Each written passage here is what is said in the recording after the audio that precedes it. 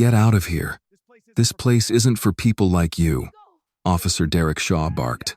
Officer Derek Shaw stepped forward, his boots scraping against the cracked concrete of the old Texaco station.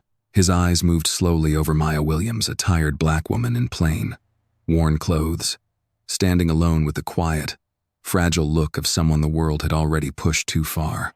You heard me, he said again, louder this time. This pump isn't for people like you. You don't belong here. Maya didn't respond immediately.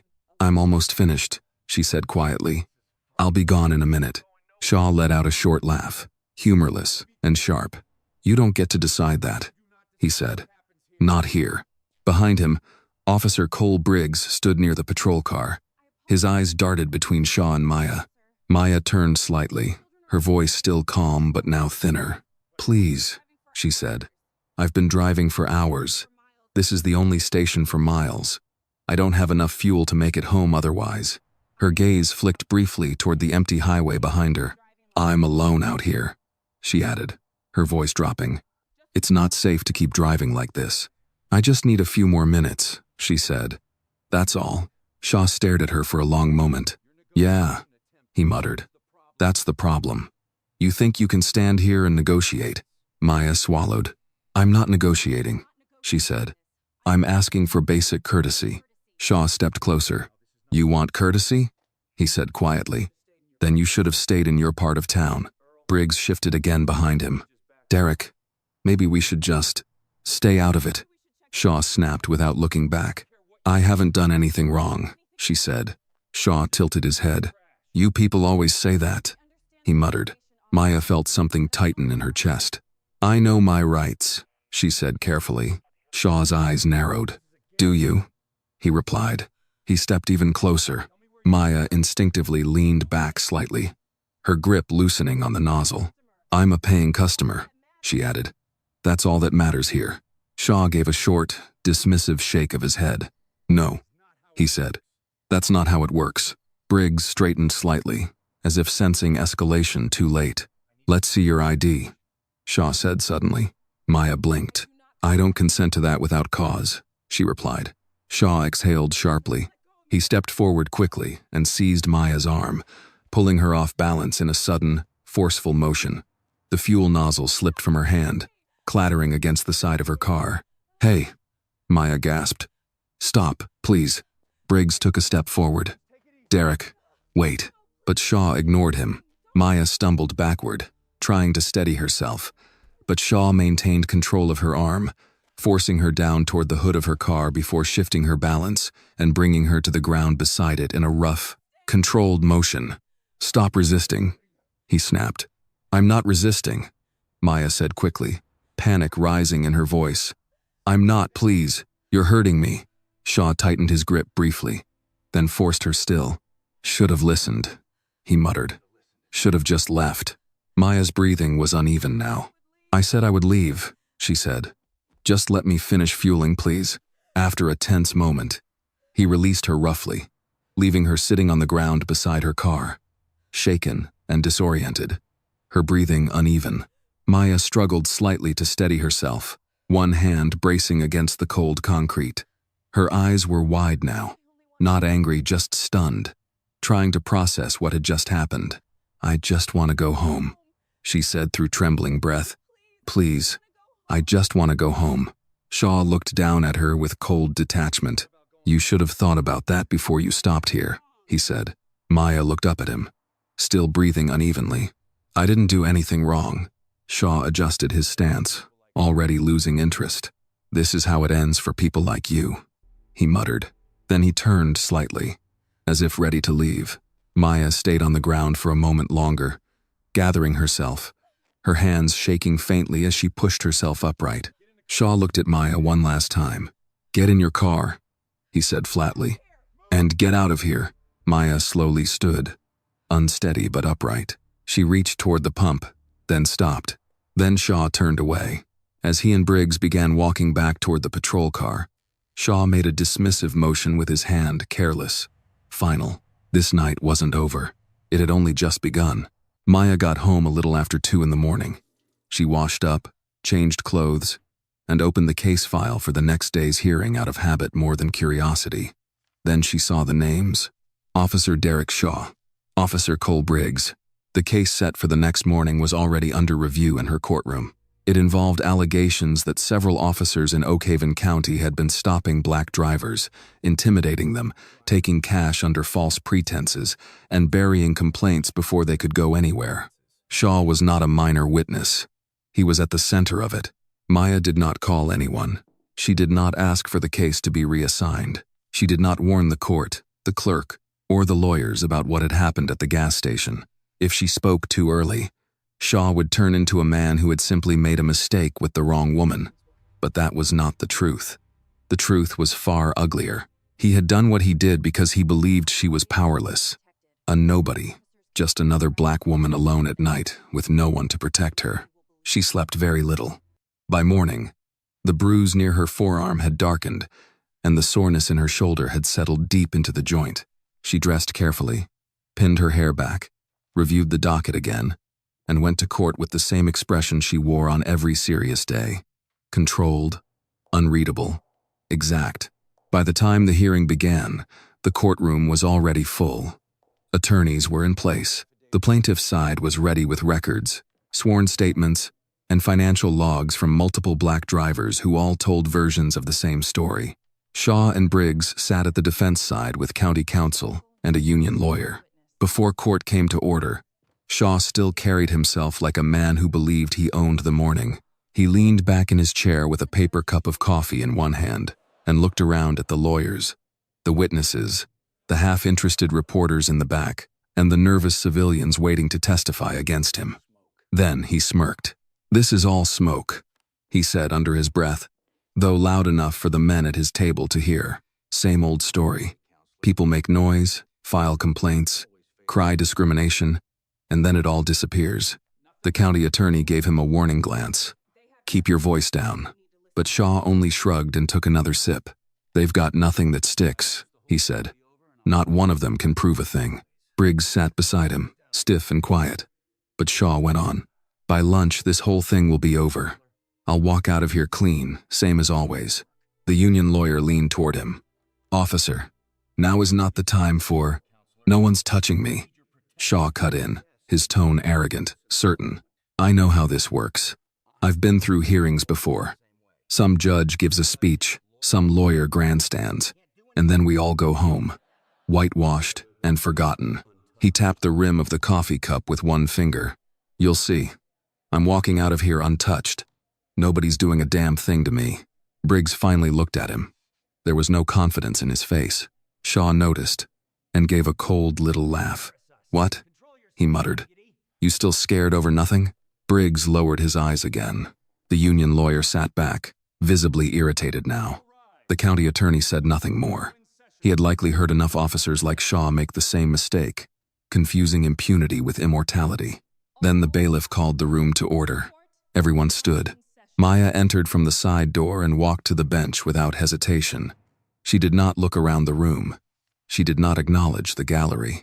She only took her seat, arranged the file in front of her, and looked up. That was when Derek Shaw saw her. The reaction was immediate. His face went empty, then pale. The paper coffee cup slipped from his hand and hit the floor, spilling across the table, dripping down the edge in a brown stream that stained the papers near his elbow.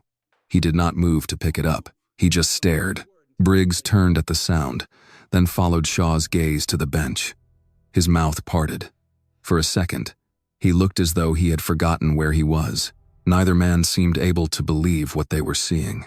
The woman from the gas station. The woman they had insulted, threatened, and forced to the ground. The black woman they had treated like she was beneath them, now sat above them in a black robe.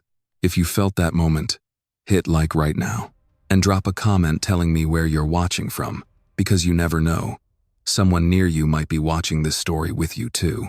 Shaw's fingers twitched once against the table. His lips parted, but no sound came out. The union lawyer leaned toward him, whispering sharply, but Shaw was no longer listening. He looked like a man who had just watched the floor disappear beneath his own feet. Maya let the silence sit for one measured beat. Then she spoke. "Be seated." Chairs scraped quietly. Papers shifted. Someone in the back row cleared a throat. The clerk began reading the case number into the record, followed by the matter before the court. Allegations of official misconduct, unlawful financial exploitation, abuse of authority, and civil rights violations by members of the Oak Haven County Sheriff's Department. Maya listened without expression. Only once the appearances were entered did she lift her eyes fully toward the defense table. Shaw still looked stunned. He was no longer seeing her the way he had seen her the night before. He was seeing what he had failed to imagine, that power did not always arrive with warning, and dignity did not always dress itself for recognition. The county attorney rose first, trying to recover control of the room.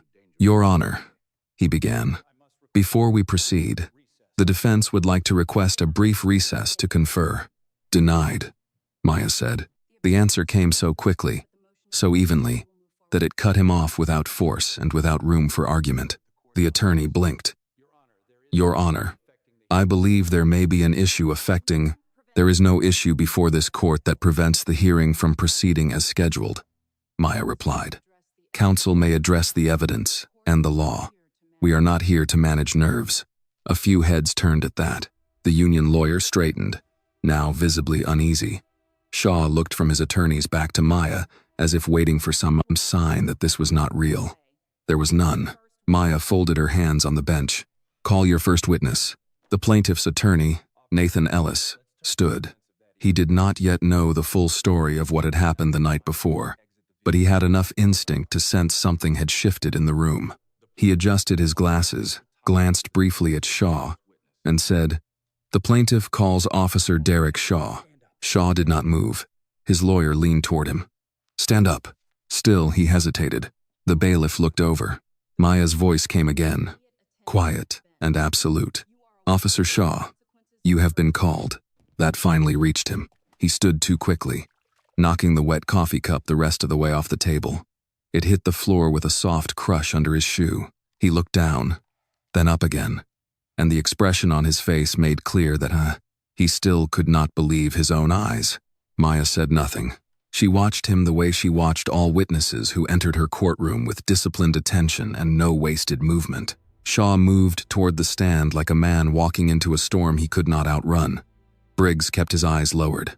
The union attorney had gone pale. County counsel no longer looked irritated. He looked worried. Once Shaw was sworn in, Ellis began simply, "Officer Shaw, were you on duty on the night of October 14th along the Route 17 corridor?" "Yes," Shaw said, but the word barely held together. "And were you involved in traffic enforcement and roadside stops in the Oak Haven jurisdiction over the last 12 months? "Yes." Ellis approached the witness box with a thin stack of affidavits in hand. "Officer, are you aware that multiple complaints have been filed, alleging that you and other officers disproportionately targeted black drivers, threatened impoundment, demanded cash payments, and failed to log confiscated funds into evidence?" The room grew still. Shaw swallowed hard. "I deny that." Ellis nodded. "Of course. Then perhaps you can explain why 6 separate motorists, all black, all traveling alone or with family, all stopped within a 20-mile stretch, describe nearly identical conduct." Shaw opened his mouth, but before he could answer, his eyes lifted toward the bench again, toward Maya. It was not just fear now. It was disbelief turning into dread. She had done something worse. She had remained the judge, and from that seat, she could force every lie into the light. Maya leaned forward slightly. "No more than necessary. Answer the question, officer." Her voice was low, but it carried. Shaw looked at her for one long second, then back to Ellis. He tried again. "Those complaints are false." "Are they?" Ellis asked. "Then this should be straightforward." He lifted one affidavit. "In complaint number 1, the driver states you threatened him with jail unless he handed over $800 in cash. In complaint number 2, a driver says you told him, and I quote, 'Black folks pay one way or another.' In complaint number 3, you allegedly removed an envelope of cash from a glove compartment and logged nothing. Would you like to deny each of those individually, or all at once?" Shaw's composure began to crack. At the defense table, Briggs kept staring downward, his breathing visibly shallow. Maya's expression never changed. In that moment, the courtroom understood something, even if not everyone yet understood everything. The balance of power had shifted. The swagger Shaw had carried into the room and bragged about only moments before had died the instant Maya sat on the bench. What remained was a frightened man in uniform, a witness under oath, and a judge who would not blink first. Maya glanced at the file before her, then back up. "Proceed, counsel," she said. And Derek Shaw, still shaken, still pale, still unable to believe the woman he had degraded the night before was now presiding over the very hearing that could destroy him, realized that the day had only begun. Derek Shaw tried to recover his voice, but the room had already shifted against him. Nathan Ellis did not press immediately. He let the silence work first. In a courtroom, silence was never empty. It had weight. It invited people to reveal themselves. Shaw sat in the witness chair with his back too straight, his hands gripping the wooden edges as though the polished oak might steady him. It did not. The coffee stain still spread slowly across the defense table behind him, dark and ugly, and every few seconds his eyes flicked toward the bench, then away again, as if he still hoped Maya Williams might disappear if he looked long enough. She did not. Ellis adjusted the papers in his hand and continued in a measured tone. "Officer Shaw, let's keep this simple. Over the past year, how many discretionary stops have you conducted on Route 17 after sunset?" Shaw cleared his throat. "I don't know the exact number. More than 50? Possibly. More than 100? Shaw hesitated. "I'd have to review departmental records." Ellis nodded as if he had expected nothing else. "Convenient answer. Let me help you. According to dispatch logs and patrol summaries already entered into preliminary evidence, you initiated 128 discretionary roadside stops over the last 11 months in that corridor. Of those 128, 89 involved black drivers. Does that refresh your recollection?" The union attorney rose halfway. "Objection. Counsel is testifying." Ellis did not look at him. He looked to the bench. Maya's expression remained composed. "Overruled. If counsel is referencing records already tendered and properly marked, the witness may answer." Shaw swallowed once. "I don't decide based on race." "Then, on what basis do you decide?" "Suspicious behavior, vehicle issues, failure to maintain lane, equipment violations." Ellis lifted a page. "And yet in 34 of those stops, no citation was issued." Shaw said nothing. Ellis took one step closer. "No warning, no ticket, no arrest. Nothing in the file except officer contact. Would you like to explain why so many motorists were pulled over and then released without formal action?" Shaw's jaw tightened. "Officer discretion, officer discretion," Ellis repeated, letting the phrase settle like something sour. "Interesting term. Would you define it for the court?" Shaw shifted in the chair. "It means an officer makes judgment calls in the field. About who looks suspicious. No. About who can be pressured. No. About who is less likely to complain." The word came sharper this time. "No." At the defense table, Cole Briggs stared at his own hands. County counsel sat rigid, no longer writing notes. The union lawyer had begun whispering urgently to him, but Briggs did not respond. The reporters in the back had stopped pretending this was routine. Pens were moving faster now. Ellis lifted another document. "Let's talk about money. In Complaint 4, the driver states you told him he could either have his vehicle towed or settle things roadside for $600 in cash. In Complaint 5, the driver reports you removed $240 from his center console after claiming it might be connected to narcotics activity, though no drugs were found and no seizure form was filed. In Complaint 6, a retired truck mechanic from Macon says you asked whether he wanted to make it easy before reaching into his wallet yourself. Did any of those things happen?" "No." "All of them are false?" "Yes." "Every word?" "Yes." Ellis paused. "You are under oath, Officer Shaw." That landed. Shaw straightened, but not from confidence, from strain. "I know that," he said. Maya leaned slightly toward her microphone. "Then, answer carefully." Her tone was level, almost quiet. Yet that only made it more powerful. Shaw looked at her again, and whatever he had been about to say next lost its shape in his throat. Ellis changed direction. Tell me about your standard procedure when approaching motorists late at night. Shaw blinked, clearly thrown by the shift. We assess the situation. Do you request identification immediately? If necessary, do you separate drivers from their vehicles? If officer safety requires it. Do you use physical force when a citizen questions the basis of your request? The defense objected instantly. Relevance, Ellis answered before the judge did. Pattern and practice, Your Honor. Maya looked down at the file, then back to the witness. Overruled. The witness will answer. Shaw's face tightened. Only if they become non-compliant. Ellis nodded once. Define non-compliant. Shaw hesitated too long. Ellis let him. Finally, Shaw said, refusal to follow lawful instructions. Lawful instructions, Ellis repeated. Such as producing identification, if the situation requires it. And who decides that? The officer. The same officer conducting the stop? Yes. The same officer accused of exploiting that authority for cash? The defense objected again. Louder this time. But Maya had already heard enough. Sustained as to form. Rephrase. Counsel. Ellis did not miss a beat. Officer Shaw, would you agree that the legality of your conduct cannot be determined solely by your own personal opinion of it? That drew a faint murmur from the gallery. Shaw shifted. I follow department policy. Ellis turned a page. Then let's discuss policy.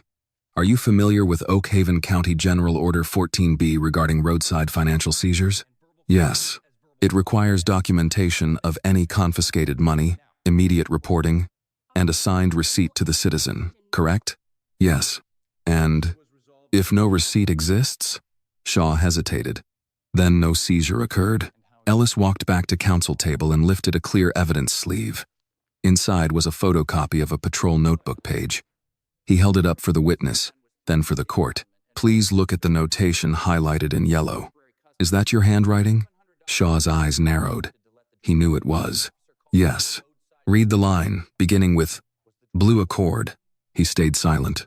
Read it, officer. Shaw's mouth tightened. Blue accord. Male driver. Cash visible. Settled roadside. The room went still. Ellis asked the next question almost gently. What does settled roadside mean? Shaw looked toward the defense table, then to Maya, then back to Ellis. It could mean a warning. Ellis's voice sharpened for the first time. No, sir. A warning is written as a warning. A verbal caution is logged as a verbal caution. Settled roadside is not department terminology. So I'll ask again. What does it mean? Shaw had no good answer. The silence that followed was different now. Not tense. Damning. Maya studied him for a moment, then spoke. The witness will answer the question. He licked his lips. It means the issue was resolved in the field. And how? Ellis asked. Was it resolved? No answer. Ellis placed the evidence sleeve down and returned to the center of the room. Let me help you again. The driver of that blue Accord submitted an affidavit stating you threatened to impound his car, hinted that his daughter in the back seat could be taken into temporary custody if he was booked, and then accepted $700 in cash to let him go. He says you called it a roadside solution. Was he lying? Shaw's composure faltered visibly now. I don't remember that stop. Ellis gave a cold smile. Strange. You remembered enough to write it down. At the defense table, Briggs looked sick. His breathing had gone shallow again, and once, only once, he glanced up toward Maya. What he found there was not rescue. It was order. She was not participating in the destruction of Derek Shaw. She was supervising the truth as it arrived. Ellis turned toward the second chair at the defense table. Your Honor, at this time, the plaintiff would request that Officer Briggs remain available under subpoena, and that all present testimony be preserved for referral to the appropriate investigative authorities. The county attorney stood. Your Honor, that request is premature. Premature? Ellis repeated.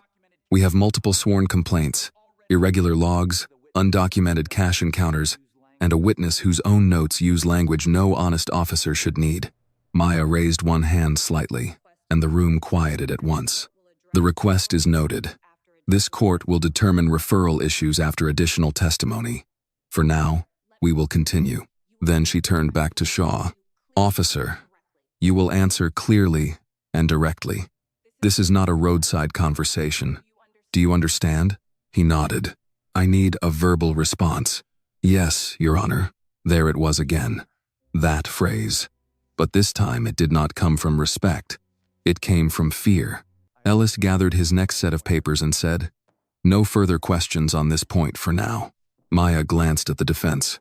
Cross-examination?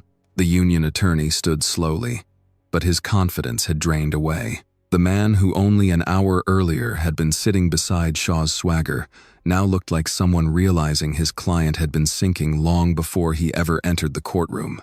As Shaw remained in the witness chair, pale and unraveling, Maya looked down at the record in front of her and knew the hearing had crossed an invisible line. This was no longer about rumor, complaint, or public frustration. The pattern was beginning to show itself in the open, one answer at a time. And Derek Shaw, who had walked into court certain no one could touch him, was now learning the difference between carrying power and standing before it. The union attorney rose with a stiffness that betrayed more than irritation. He buttoned his coat, gathered a yellow legal pad that he no longer seemed to trust, and approached the witness stand as though caution alone might undo the damage already done. "Officer Shaw," he began, forcing calm into his voice, "would you agree that law enforcement officers working high-risk corridors often have to make split-second decisions under pressure?" Shaw seized on the question too quickly. "Yes. And would you also agree that citizens who are stopped late at night may misinterpret routine procedures as intimidation?" "Yes." Nathan Ellis did not object. He simply watched. The attorney continued. "So if a driver becomes fearful, defensive, or uncooperative, that doesn't necessarily mean the officer acted improperly, does it?" "No," Shaw said, finding a little more air now. "It doesn't."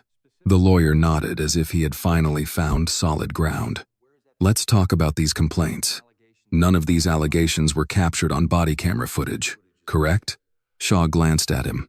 "Correct. And without body camera footage, we're left with memory, emotion, and accusation." "Yes." The attorney turned slightly toward the bench, clearly hoping the framing itself would do the work. "In other words, Your Honor, we are dealing with uncorroborated accounts from individuals already upset about being stopped." Maya's expression did not change. "Ask questions, counsel. Save argument for argument." The attorney gave a brief nod. "Of course, Your Honor."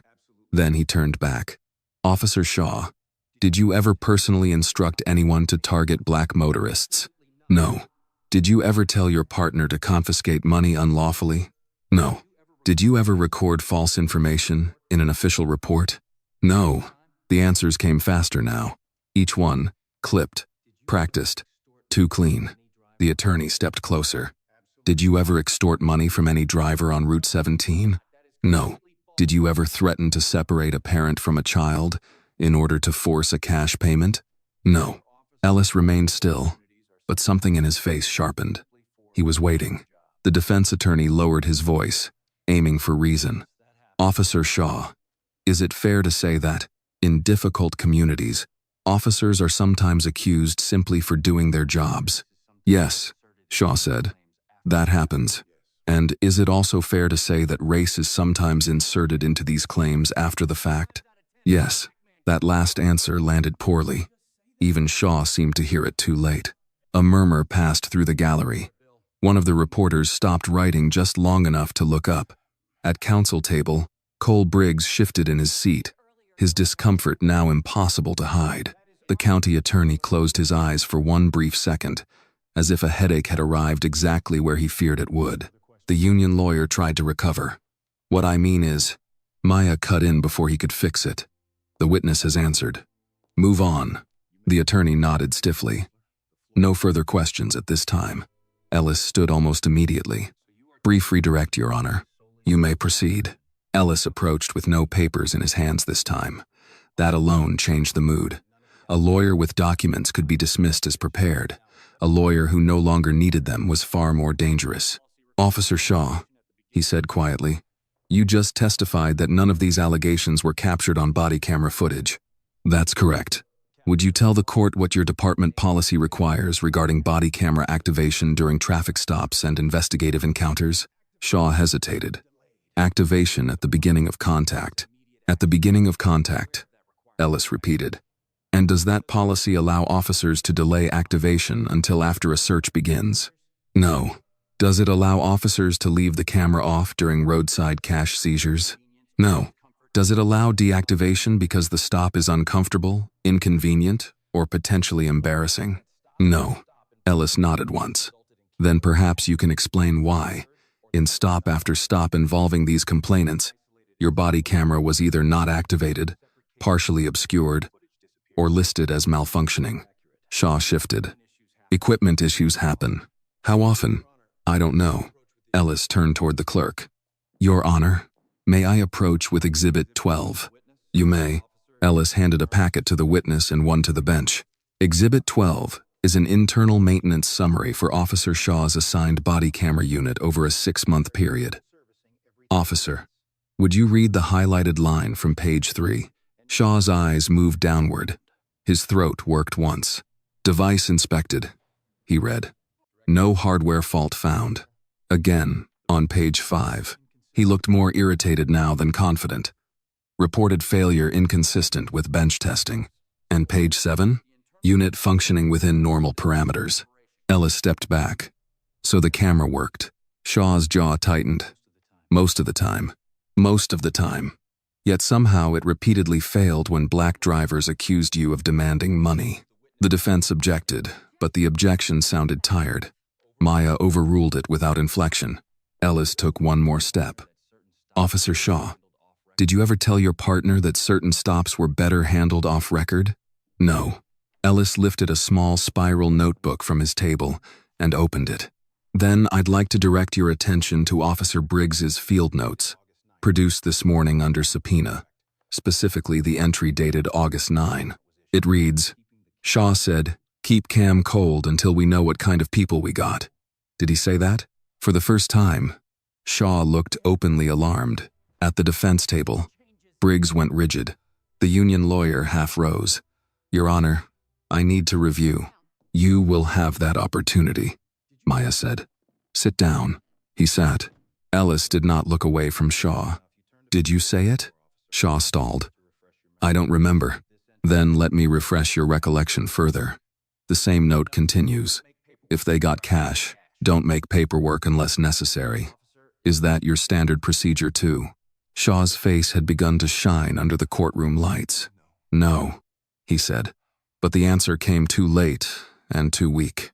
Ellis turned, just briefly, toward Briggs. Was Officer Briggs present during these conversations? The defense was on its feet again. He's not the witness. Ellis nodded. Fair enough. Then he returned to Shaw. Were you aware your partner kept notes? Shaw said nothing. Officer? No. Were you aware, Ellis said, pressing harder now, that fear tends to make people write things down? That line stayed in the room. Maya made no comment, but her eyes moved once toward Briggs, then back to the witness.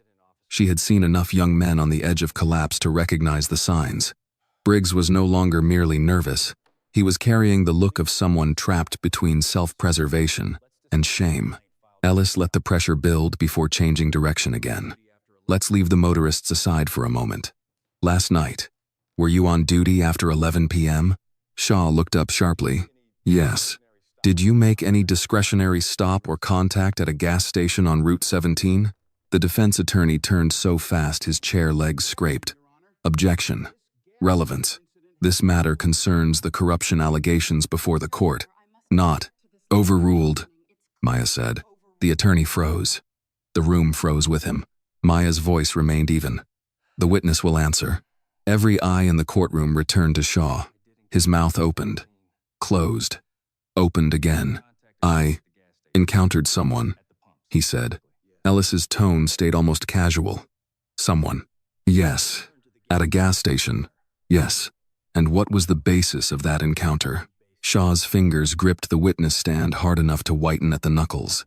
He looked toward Maya again, and whatever he saw in her face finished stripping away the last of his swagger.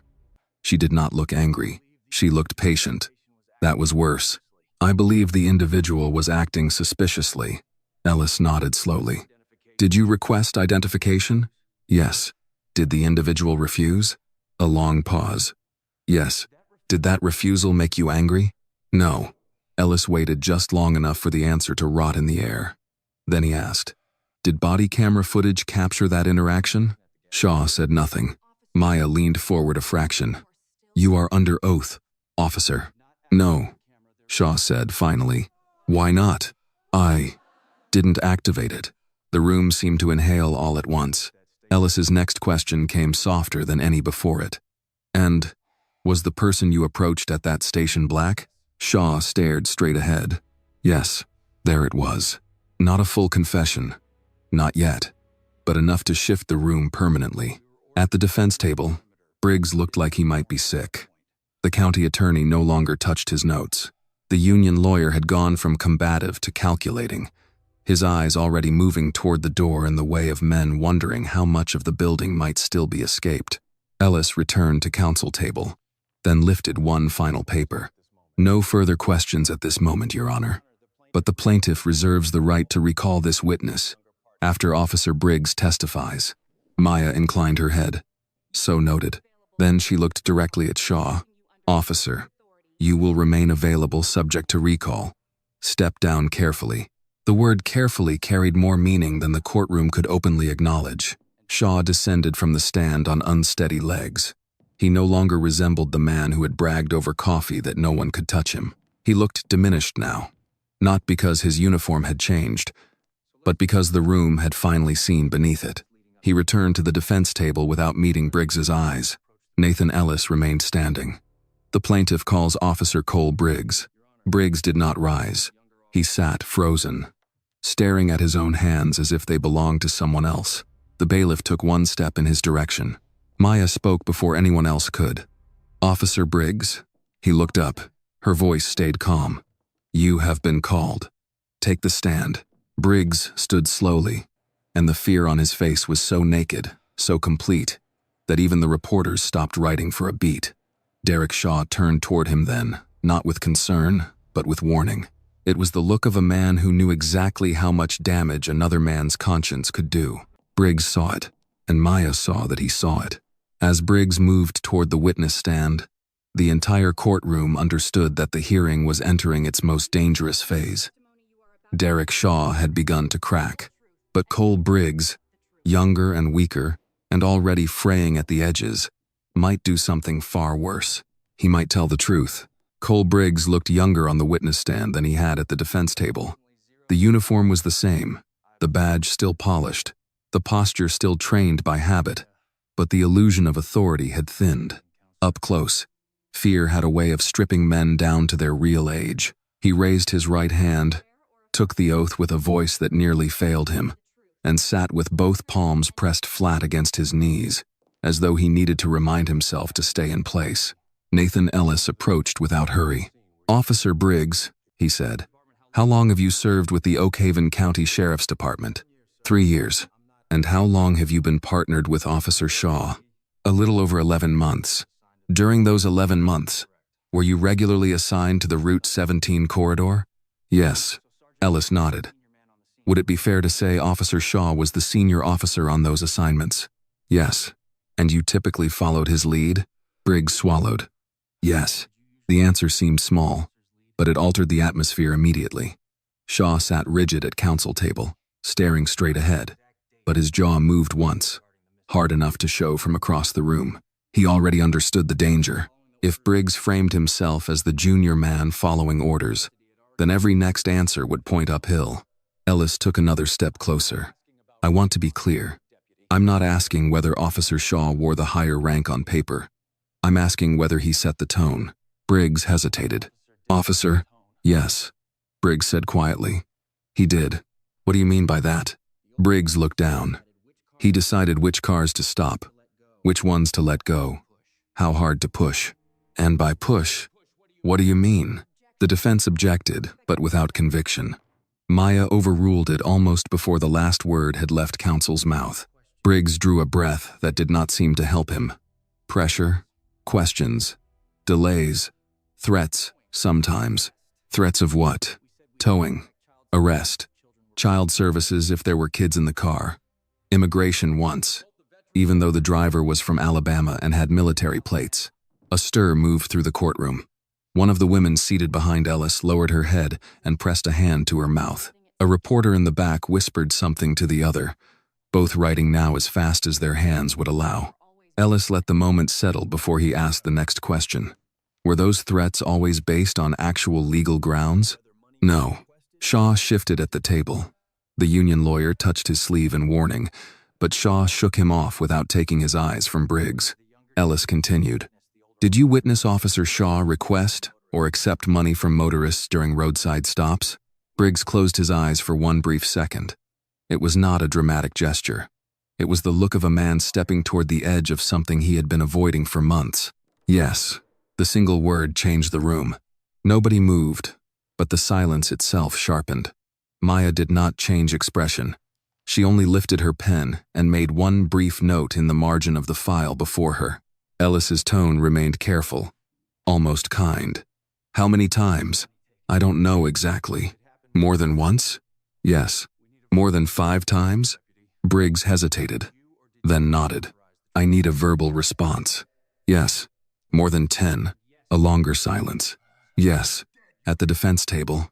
Shaw muttered something low and vicious under his breath. The union lawyer turned quickly toward him, whispering for him to stop. But the damage had already deepened. Briggs heard it. Everyone heard enough of the tone to understand what kind of pressure still sat in the room. Ellis did not look at Shaw. He kept his eyes on Briggs. Describe what happened. Briggs's hands tightened against his knees. Usually it started with a minor stop. Tail light, lane drift, registration issue. Sometimes nothing that would hold up if it got reviewed too closely. Then Shaw would start talking. He had a way of doing it. He'd make people feel like everything could get worse fast if they didn't cooperate. In what way? He'd say things like, we can do this the easy way, or the long way. Or he'd suggest drugs might be involved, even when there was nothing there. If they looked scared, he pushed harder. And the money? Briggs stared at a point just above Ellis's shoulder. He'd say sometimes a tow truck would cost more than what they had on them. Sometimes he'd tell them if they were smart, they'd settle the inconvenience right there. He never used the same words twice, but it meant the same thing. That cash would make the problem go away. Yes, the county attorney now looked openly stricken. He had likely come into court expecting to defend procedure, not organized roadside extortion dressed up as officer discretion. Shaw, by contrast, had gone pale in a different way. Less fear now. More rage.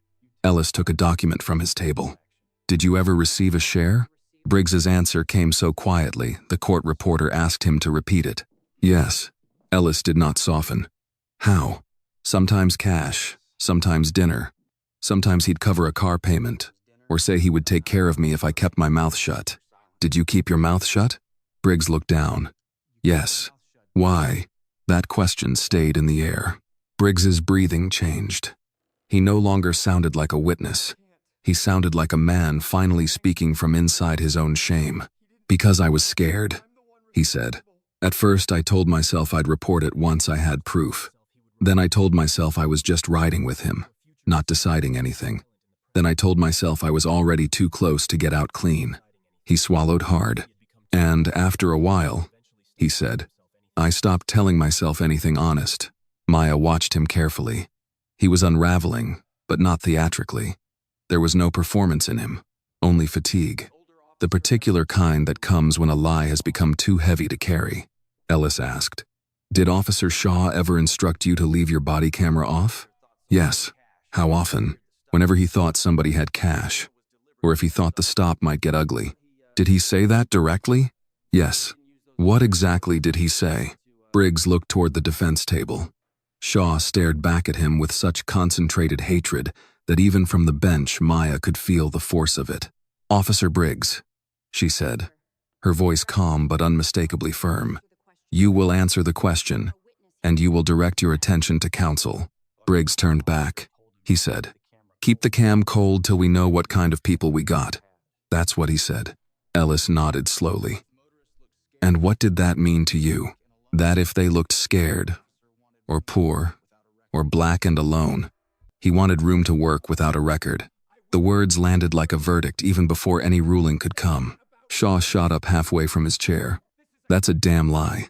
The union lawyer grabbed his arm. "Sit down." Maya's gavel came down once. It did not need to come down twice. "Officer Shaw," she said, each word precise. "You will remain seated, and you will not interrupt testimony in this courtroom again. Is that understood?" Shaw's chest rose and fell. He did not answer. Maya's gaze did not move. "I asked you a question." "Yes, Your Honor," he said, but the words came out like gravel. "Good." Ellis resumed as if the interruption had only strengthened his case. "Officer Briggs, last night, were you with Officer Shaw at a gas station on Route 17? Briggs went still. "Yes." "Did you witness an encounter between Officer Shaw and a black woman there?" "Yes." The defense objected again, but the objection was already dying when it reached the air. Maya overruled it. Ellis said, "What happened?" Briggs's mouth opened, then closed. He was shaking now, visibly, and no one in the room mistook it for weakness alone. It was conscience colliding with self-preservation in public. Officer Shaw approached her. Briggs said. She was pumping gas. She looked tired. Said she needed fuel to get home. He told her to leave. "Why?" Briggs did not answer right away. "Officer Briggs." "Because she was black," he said. No one in the room moved. No one breathed. Even Shaw seemed to understand, in that moment, that something irreversible had just happened. Ellis kept his voice low. "Did she threaten either of you?" "No." "Did she commit a crime?" "No." "Did she refuse to answer questions?" "She refused to show ID when he demanded it. She asked if she was being detained." "And then?" Briggs looked sick now. He got angry. He grabbed her, forced her down. She kept saying she just needed gas, kept asking him to stop. Maya did not move, did not blink. Only the slightest tightening at the base of her throat betrayed that the words had landed where they were always going to land. Ellis asked one final question, and this time, the whole room seemed to brace for it. "Officer Briggs, do you see that woman in this courtroom today?" Briggs looked up, not at the gallery, not at the plaintiff's table, at the bench. His face crumpled in a way that was not dramatic, only human. "Yes," he whispered. "Please identify her for the record." Briggs's voice shook so badly the first attempt failed. Then he tried again. "She's the judge," he said. "Judge Maya Williams." The courtroom did not erupt. It did something worse for Shaw. It understood. The reporters stopped pretending discretion. Pens flew. The gallery shifted in collective shock. The county attorney sat back as though struck. The union lawyer removed his glasses and rubbed a hand over his face, already calculating how quickly his client's position had become radioactive. And Derek Shaw, who had swaggered into court with coffee in his hand and certainty in his chest, now looked like a man watching the walls close in, while every person around him took one silent step back. Ellis returned to counsel table. No further questions. Maya folded her hands before her and looked at Briggs for a long moment. When she spoke, her voice was steady enough to calm the room, but not gentle enough to comfort it. "Officer Briggs, you remain under oath and subject to recall. Do not leave this courthouse." Then, her eyes shifted, at last, to Derek Shaw. "Counsel," she said, "before we proceed further, this court will take a 10-minute recess." The gavel fell once, and for the first time that morning, Derek Shaw understood that the next 10 minutes might be the last in his life that still belonged to the man he had been pretending to be. When the courtroom emptied into the recess, it did not empty cleanly. It broke apart in layers. Lawyers first, then reporters, then spectators carrying whispers like lit matches. No one hurried too openly, but urgency moved through the room, all the same. A hearing that had begun as a corruption matter had just become something far larger, and everyone knew it. The deputy at the door kept his face neutral. The court reporter remained at her machine, reviewing her notes, and Maya Williams stepped through the side door into her chambers with the same measured pace she had used all morning. Only once the door closed behind her did the quiet return. Lila Benton, her clerk, was already standing near the bookshelf, file in hand, her face drained of color. "Your Honor," she said carefully, "do you need security?" Maya removed one glove finger at a time from the tension in her hands and set the file on her desk. "Not unless someone gives you a reason." Lila hesitated. "That was you." It was not a question. Maya looked at her for a long second. There were moments in a professional life when denial became childish. This was one of them. "Yes," she said. Lila lowered the file slowly. My God. Maya did not elaborate. She did not need to. Everything necessary had already entered the record through another man's guilt. She crossed to the small credenza by the window, poured herself a glass of water, and drank half of it standing up. Outside the chamber door, hurried footsteps passed, then faded. Lila found her voice again. "The county attorney wants to know if the court intends to continue after recess." "Yes. The union lawyer is asking for a mistrial, a continuance, reassignment, recusal, and about 6 other things he can't legally justify." Maya almost smiled, but not quite. "He can ask. He also looks terrified." "He should." Lila glanced toward the closed door, then back to Maya. "Do you want me to notify Judicial Ethics Council?" That question mattered. It was the respectable route, the protective route, the sort of procedural shield that institutions offered themselves when they were frightened by the human mess beneath the rules. Maya set the glass down gently. "No." Lila blinked. "Your Honor, this court is not deciding a private grievance," Maya said. "This court is hearing sworn testimony regarding misconduct already before it. The fact that I became part of that pattern does not erase the pattern. If counsel wishes to move formally, he may do so in open court, and I will rule on it." Lila nodded, though the worry did not leave her face. "Understood." There was a knock at the chamber door. Bailiff Thomas Green entered without crossing the threshold completely, his broad face grave. "Ma'am, I thought you should know. There are already 2 state investigators in the hallway, asking for transcripts and copies of the exhibits, marked this morning. So, word has traveled." "Yes, ma'am." "Are they causing disruption?" "No, ma'am. But the reporters are. One of them tried to question Briggs near the men's room. I moved him along." "Thank you, Mr. Green." He hesitated. "Officer Shaw is asking to speak with his attorney privately before we go back in." "That is his right," Maya said. Green's eyes shifted briefly, not toward sympathy but toward understanding. He had served in courtrooms too long not to know what it meant when a bully finally discovered the room belonged to someone else. "Yes, ma'am." After he left, Lila set a fresh copy of the hearing schedule on the desk. If the afternoon continues as expected, Nathan Ellis intends to call 2 civilian witnesses after any defense motion. "Good." Lila hesitated again. "And if Shaw requests recusal?" Maya turned toward the robe hanging clean and dark over the chair back, though she had never taken it off. Then he should have thought of judicial impartiality before he mistook lawlessness for privilege. It was the sharpest thing she had said all day. Lila heard it, absorbed it, and nodded once. When the recess ended, the courtroom had changed. People took their seats more carefully now, as though they understood they were entering not a public room but a reckoning already in progress. The reporters in the back no longer bothered with discretion.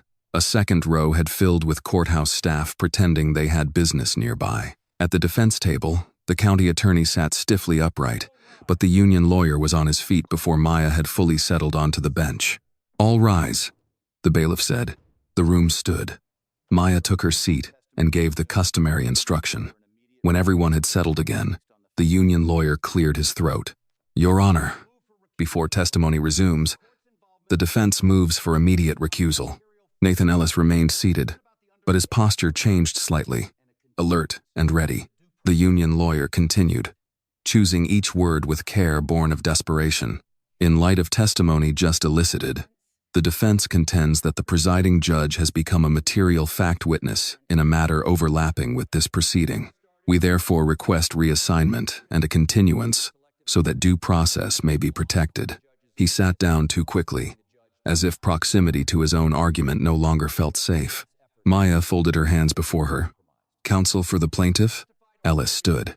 "Your Honor, the defense is free to seek whatever relief it believes available, but the record is clear. This hearing began as an evidentiary matter concerning a documented pattern of extortion, racially selective enforcement, and abuse of authority. The witness testimony involving Your Honor did not create the pattern. It confirmed it. More importantly, the court has not offered testimony, has not inserted facts outside the record, and has ruled consistently on matters already before it.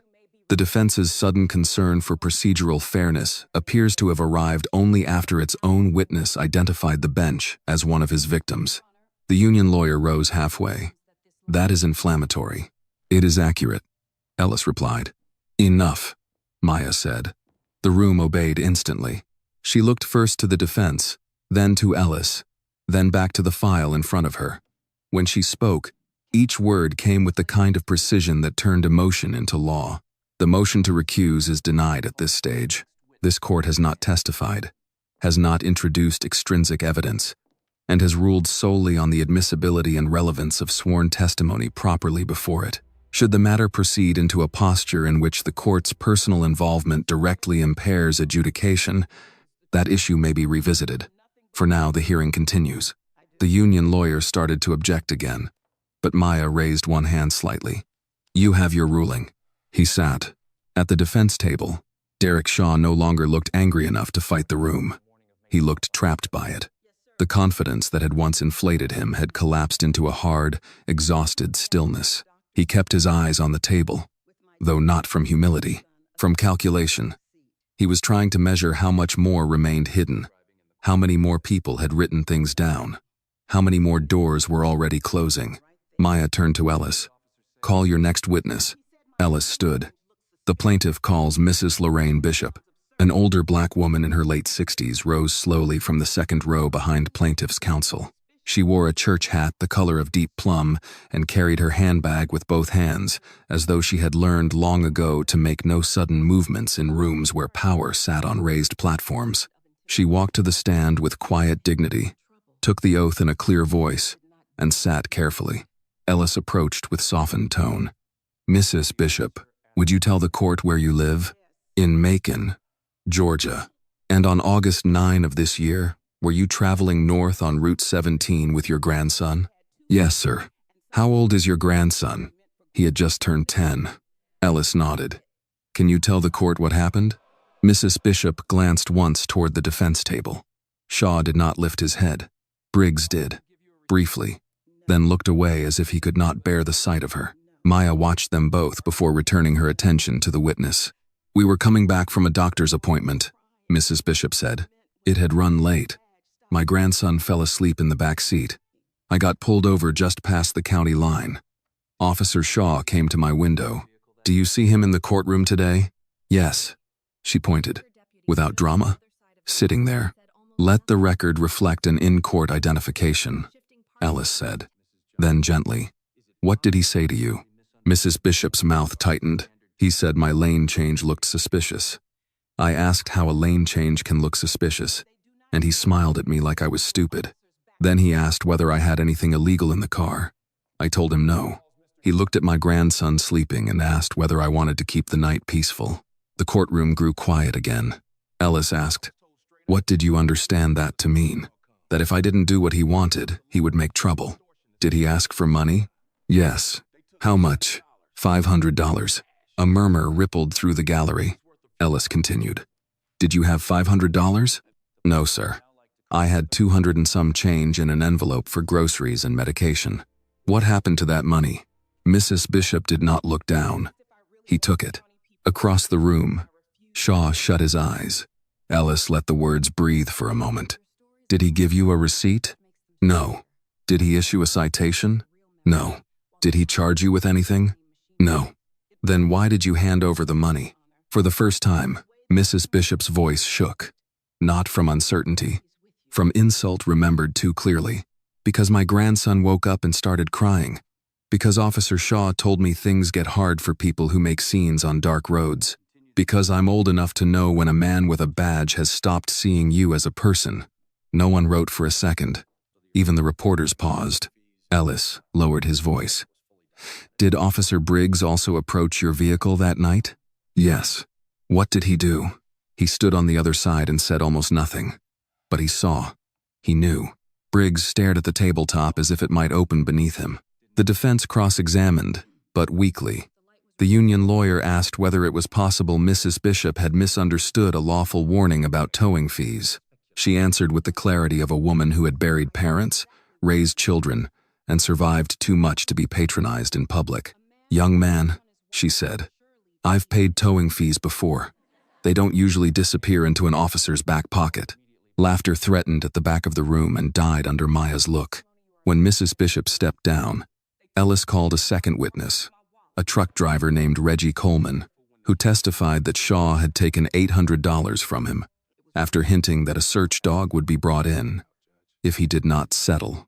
Then came a third, a home health aide named Patrice Miller, who described being asked whether she really wanted county people in her business when she refused a cash demand. Their stories were not identical, which made them stronger. Different voices, same machinery. Each time, Shaw sank lower. Each time, Briggs looked worse. By the time the third witness stepped down, the defense table looked less like a place of advocacy than a waiting room for consequences. The county attorney had stopped objecting altogether. He now sat with his hands clasped, as though preserving silence might be the only remaining form of professional dignity. The union lawyer, meanwhile, had shifted from defending conduct to limiting collapse. His questions no longer aimed to clear Shaw. They aimed only to delay the moment no one could stop. Maya noted it all, not with satisfaction, but with the trained awareness of a judge who had spent years distinguishing performance from truth. Truth rarely arrived polished.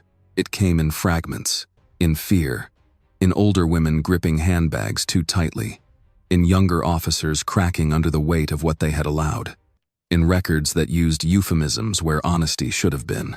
At last, Ellis returned to his table and gathered the final marked exhibit for the day's session.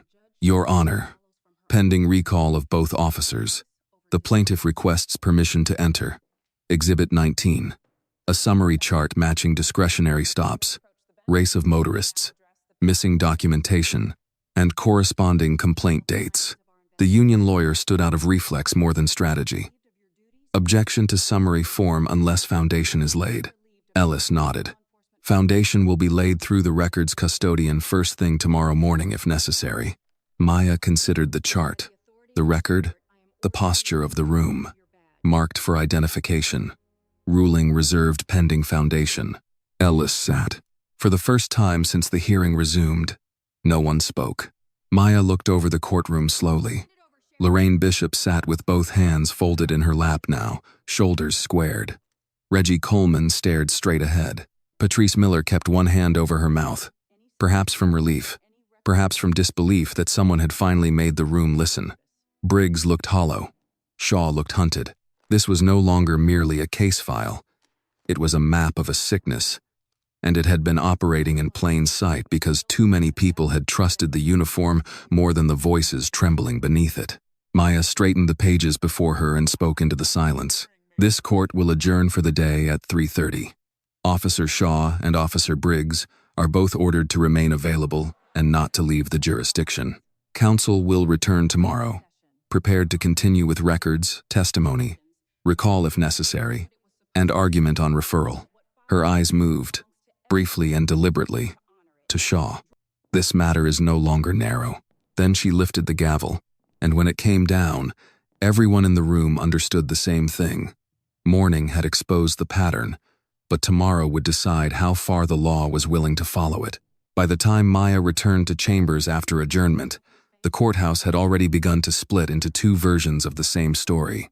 In one version, whispered through hallways and passed between clerks, deputies, and reporters, the hearing was being treated like scandal. A racist deputy, a corruption case, a black judge connected to the testimony in the most shocking way possible. In the other version, the one Maya cared about, it was something simpler and far more serious. A record had begun. A pattern had been spoken aloud under oath, and once a pattern entered the record, institutions lost the luxury of pretending not to see it. Lila followed her in carrying 3 files, a legal pad, and the expression of someone trying very hard to remain professional while standing inside history. "The phones haven't stopped," she said, setting the files down on the conference table. Local press, regional press, 2 civil rights groups, 1 state senator's office, internal affairs from the Attorney General's division, and the Chief Judge's assistant called twice. Maya unbuttoned the front of her robe, but did not remove it. Did you return any of them? Only the Chief Judge's office. I told them you would call when you were ready. Good. Lila hesitated. They also asked whether you intend to keep the case. Maya placed both palms lightly on the edge of her desk. Her shoulders still ached, though the pain had become less sharp and more settled now. A reminder rather than a shock. And, what did you say? That I am not authorized to answer for the bench. Maya gave a slight nod. Then, you said exactly the right thing. There was a knock. Bailiff Green stepped in with the controlled caution of a man who knew he was entering a room carrying more weight than usual. Your Honor, Officer Shaw's attorney requested emergency access to the afternoon transcript. He says he intends to file motions before the end of business. He can file what he wants, Maya said. Has Shaw left the building? No, ma'am. Neither of them have. Briggs is downstairs with County Counsel. Shaw is in a conference room with the union attorney. From the sound of it, that conversation isn't going well. Good, Maya said again. And this time, there was iron in it. Green inclined his head and stepped back out. Lila watched the door close, then looked at Maya carefully. Do you want to know what people are saying? Not particularly. That hasn't stopped them from saying it. Maya sat at the conference table and opened the top file. It contained the marked exhibits from the day, including the summary chart Ellis intended to authenticate in the morning. A column of stop dates, a column of driver race, a column of missing reports, missing receipts, inconsistent camera activation. Individually, each incident could once have been explained away by a lazy supervisor or a frightened victim. Together, they had become a shape no honest person could miss. Lila remained standing. There's more, she said. Maya looked up. Go on.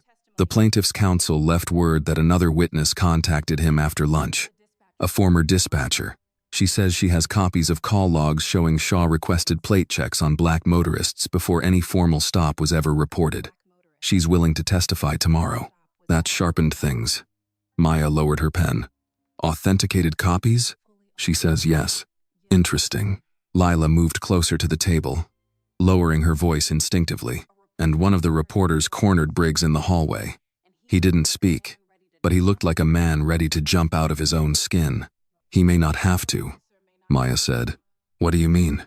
I mean men like Briggs always tell themselves they're too deep in to turn around. Then one day the water rises to their mouths, and suddenly conscience starts looking like self-defense. Lila sat across from her, abandoning formality for a moment. Do you trust him? No, Maya said. But I may not need to. Lila glanced at the closed chamber door. And Shaw? Maya's face did not change. I understand him. That answer seemed to disturb Lila more than if she had said she hated him. Perhaps because it was truer. Maya did understand him. She had known men like Derek Shaw all her life, men who mistook contempt for authority, men who counted on fear, silence, and habit. Men who had learned that if they targeted the right people in the right places, institutions would usually do the rest for them. But institutions had failed to calculate one thing this time. He had chosen the wrong night, the wrong woman, the wrong courtroom. At 4:15, Maya finally called the chief judge. Judge Harold Benton answered on the second ring. He was 71, white-haired, courtly, and old enough to remember both the best and worst parts of Southern justice. He had mentored Maya years ago, though never condescendingly. That alone had earned her respect. I was wondering when I'd hear from you, he said.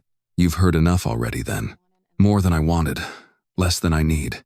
Is it true? Yes. He was quiet for a moment. And you did not disclose before the hearing began? No. Why? Maya looked down at the file in front of her. Because the case was already true before it reached me. On the other end of the line, she could hear the faint clink of ice in a glass. Benton always kept tea at his desk in the afternoons, even in winter. That's a careful answer. It's the only honest one. Another pause. Are you asking me to remove you? No. Are you asking me to back you? Maya let that sit between them. I'm asking you to understand the difference. He exhaled softly. You think if the case is reassigned now, the story becomes about judicial conflict instead of police corruption. Yes. And you think Shaw's attorney knows that too? Yes. Benton gave a low hum that might have been agreement. You may be right. But you also know the papers will say you sat on a case involving your own victimization. I sat on sworn testimony already in front of me. I did not create it. No, he said. You didn't. When he spoke again, his tone had changed. It had lost its administrative caution and found something older beneath it. Maya, I want you to hear this clearly. If at any point you decide the bench is no longer the right place from which to protect the record, I will not question you. But until then, I will not let cowards use ethics as a shield for their own panic. For the first time all day, something close to gratitude stirred in her chest. Thank you. Get some food in you, he said, slipping back into practical kindness. You sound tired. I am tired. I imagine so.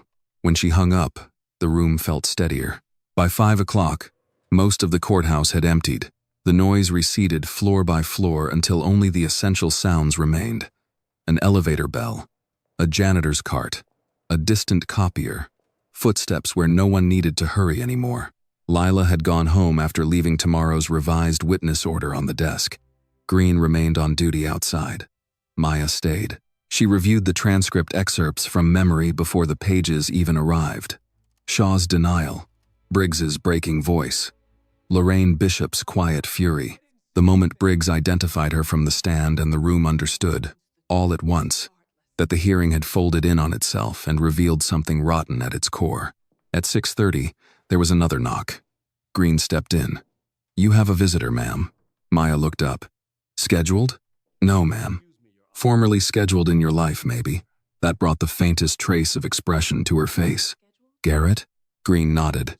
Send him in. Garrett Holloway entered in a charcoal suit that still carried the long day in its shoulders. He and Maya had been divorced for years, but time had not stripped away the civility between them. He was still tall, still careful, still one of the few men she knew who could enter a room without trying to dominate it. He closed the door behind him and studied her for one beat too long. I saw the coverage, he said. Of course you did. They're already calling it historic.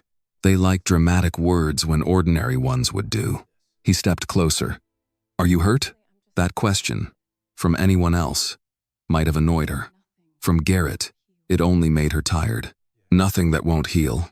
His jaw tightened. That's not what I asked. Maya held his gaze. Then, yes. Garrett was silent for a moment. And in that silence she saw exactly what had once made their marriage possible and what had later made it impossible. He loved fiercely, but his instinct had always been to act before reflection finished speaking. He wanted to fix. Maya wanted to expose. I can file civil papers by morning, he said. Emergency preservation, personal claims, notice to the county, all of it. I can have half the state lined up before breakfast. I know. Then let me. No. The word came so cleanly that he leaned back, almost imperceptibly. Maya. No, she said again. Softer now, but no less certain. Not yet. The courtroom comes first. He watched her for a long moment. You still do this, he said quietly. Do what? Carry the principle further than the wound. She looked down at the transcript notes. The wound is the principle. Garrett said nothing after that. Perhaps because he understood. Perhaps because he finally did not need persuading. He drew a chair out and sat across from her. Then tell me what tomorrow looks like. Maya glanced at the files. Worse for him. Garrett gave a grim half-smile. Good. Outside, the hall had grown fully quiet now. Evening settled over the courthouse, not as peace, but as pause. Inside chambers, beneath the lamplight, and the weight of marked exhibits, Maya kept working, while Garrett sat with her in companionable silence. Neither of them said much after that. They did not need to. Tomorrow would not be about shock anymore. Shock had already done its work. Tomorrow would be about structure, records, witnesses, choices made in daylight. And somewhere else in the building, Derek Shaw was almost certainly learning the most painful lesson of his life. Not that a powerful woman could destroy him, but that the ordinary people he had preyed upon had finally become impossible to dismiss once one of them was forced into focus. Maya turned one more page, underlined one more line, and prepared for morning. The next morning began before the courthouse opened, and Derek Shaw arrived, looking like a man who had not slept at all. He came in through the side entrance with his union attorney and county counsel, both of whom had stopped trying to reassure him sometime during the night. The arrogance he had worn so easily the day before was gone. In its place was a hard, brittle silence that made him seem older than he was. His uniform was pressed, but not perfectly. His collar sat wrong. His eyes were bloodshot. He carried no coffee this time. Cole Briggs arrived separately. That alone told its own story. He walked in 10 minutes later with a legal pad in one hand and the hollow expression of someone who had spent the night discovering that guilt does not rest just because the body is tired. He did not sit beside Shaw at first. He stood near the back of the courtroom, speaking in low tones with a different lawyer, one not affiliated with the union, one young enough to still look uneasy in expensive shoes. The sight of that lawyer did more to rattle Shaw than any argument could have. The room was fuller than the day before. Word had spread far beyond the courthouse walls, yeah. 2 additional reporters had taken seats in the rear. A pair of plainclothes investigators from the Attorney General's office sat near the aisle with legal pads open and expressions that did not invite conversation. 3 more civilians had come to watch, including Lorraine Bishop, who sat upright in the second row in the same plum hat she had worn the day before, as if to remind the room that dignity had a longer memory than shame. At 8:58, Bailiff Green called for order. Maya entered from the side door and took the bench with the same calm precision she had shown throughout the hearing. She looked rested, though she was not. She looked unshaken, though the bruise along her forearm still ached beneath the sleeve of her robe. Most of all, she looked exactly what she was, a judge in full command of her courtroom. Be seated. The room sat. Maya looked first to the plaintiff's table, then to the defense, then to the clerk. We are back on the record in the matter of Bishop et al. Versus Oakhaven County and related parties. Counsel, are we ready to proceed? Nathan Ellis rose. Ready for the plaintiffs, Your Honor. The county attorney stood more slowly. Ready for the defense, subject to preserving prior objections. So preserved, Maya said. Call your witness. Ellis nodded. The plaintiffs called Dana Mercer. A woman in her early 40s stepped forward from the gallery and approached the stand, carrying a sealed records envelope. She wore a navy cardigan, flat shoes, and the controlled face of a person accustomed to being ignored until she had something others needed. She took the oath in a steady voice and sat without looking toward Shaw. State your name for the record, Ellis said. Dana Mercer. And your occupation? I was a dispatcher with Oakhaven County Sheriff's Department for 9 years. I resigned 3 weeks ago. That caught attention in the room immediately. Ellis continued. Miss Mercer, did your duties include receiving officer check-ins, vehicle plate requests, and field activity notes? Yes. Did you have access to the dispatch log system used by Officer Shaw and Officer Briggs?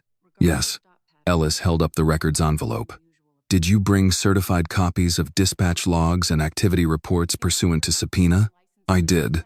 He approached, took the envelope, and handed it to the clerk. Your Honor, plaintiffs moved to mark these as Exhibit 20, subject to authentication through this witness. The county attorney objected on form. Ellis laid the foundation. Maya overruled the objection. The exhibit was marked. Then Ellis asked the question that mattered. Miss Mercer, did you notice anything unusual in Officer Shaw's stop patterns? Dana Mercer did not hesitate. Yes. What? He often ran plates before initiating official stop traffic. Sometimes 10 or 15 minutes before. Sometimes longer. Why does that matter? Because a plate check before a stop can be normal if an officer observes a clear violation. But in his case, there was often no corresponding infraction entered at the time of the check. Just the plate, the registered owner, and then later a stop, usually after dark. Ellis nodded. Did you observe any pattern regarding which drivers were checked this way? Yes. The defense objected, but weakly. Maya overruled it. Dana Mercer continued. The names were disproportionately black. You could tell from prior local flags, addresses, sometimes even from repeated contacts. And after enough nights, it stopped looking like chance. Did you ever report your concerns? Yes. To whom? My shift supervisor first. Then in writing to Lieutenant Kramer. What happened? Nothing. The courtroom grew still again. Ellis approached the witness with another page. Please look at the highlighted entry for August 9. What does it show? Dana adjusted her glasses and read. Plate check at 8:42 p.m. Registered owner Lorraine Bishop. Stop not entered until 9:03 p.m. Any stated cause before the stop? No. Now look at October 14. There was the slightest change in her face, then not surprise, but recognition that the room had reached the place everyone had been circling since yesterday. She read more slowly. Plate scan request at 11:16 p.m. Silver sedan. Partial registration match. Stop not entered. Her eyes moved further down the page. No formal stop ever logged. Ellis let the silence sit for a moment. Would that be unusual? Yes. In what way? If an officer initiates contact and demands identification, or uses force, or conducts any investigative detention, it should be logged, especially if another unit is present. And if it isn't, Dana looked briefly toward Shaw for the first time. Then, someone doesn't want a record.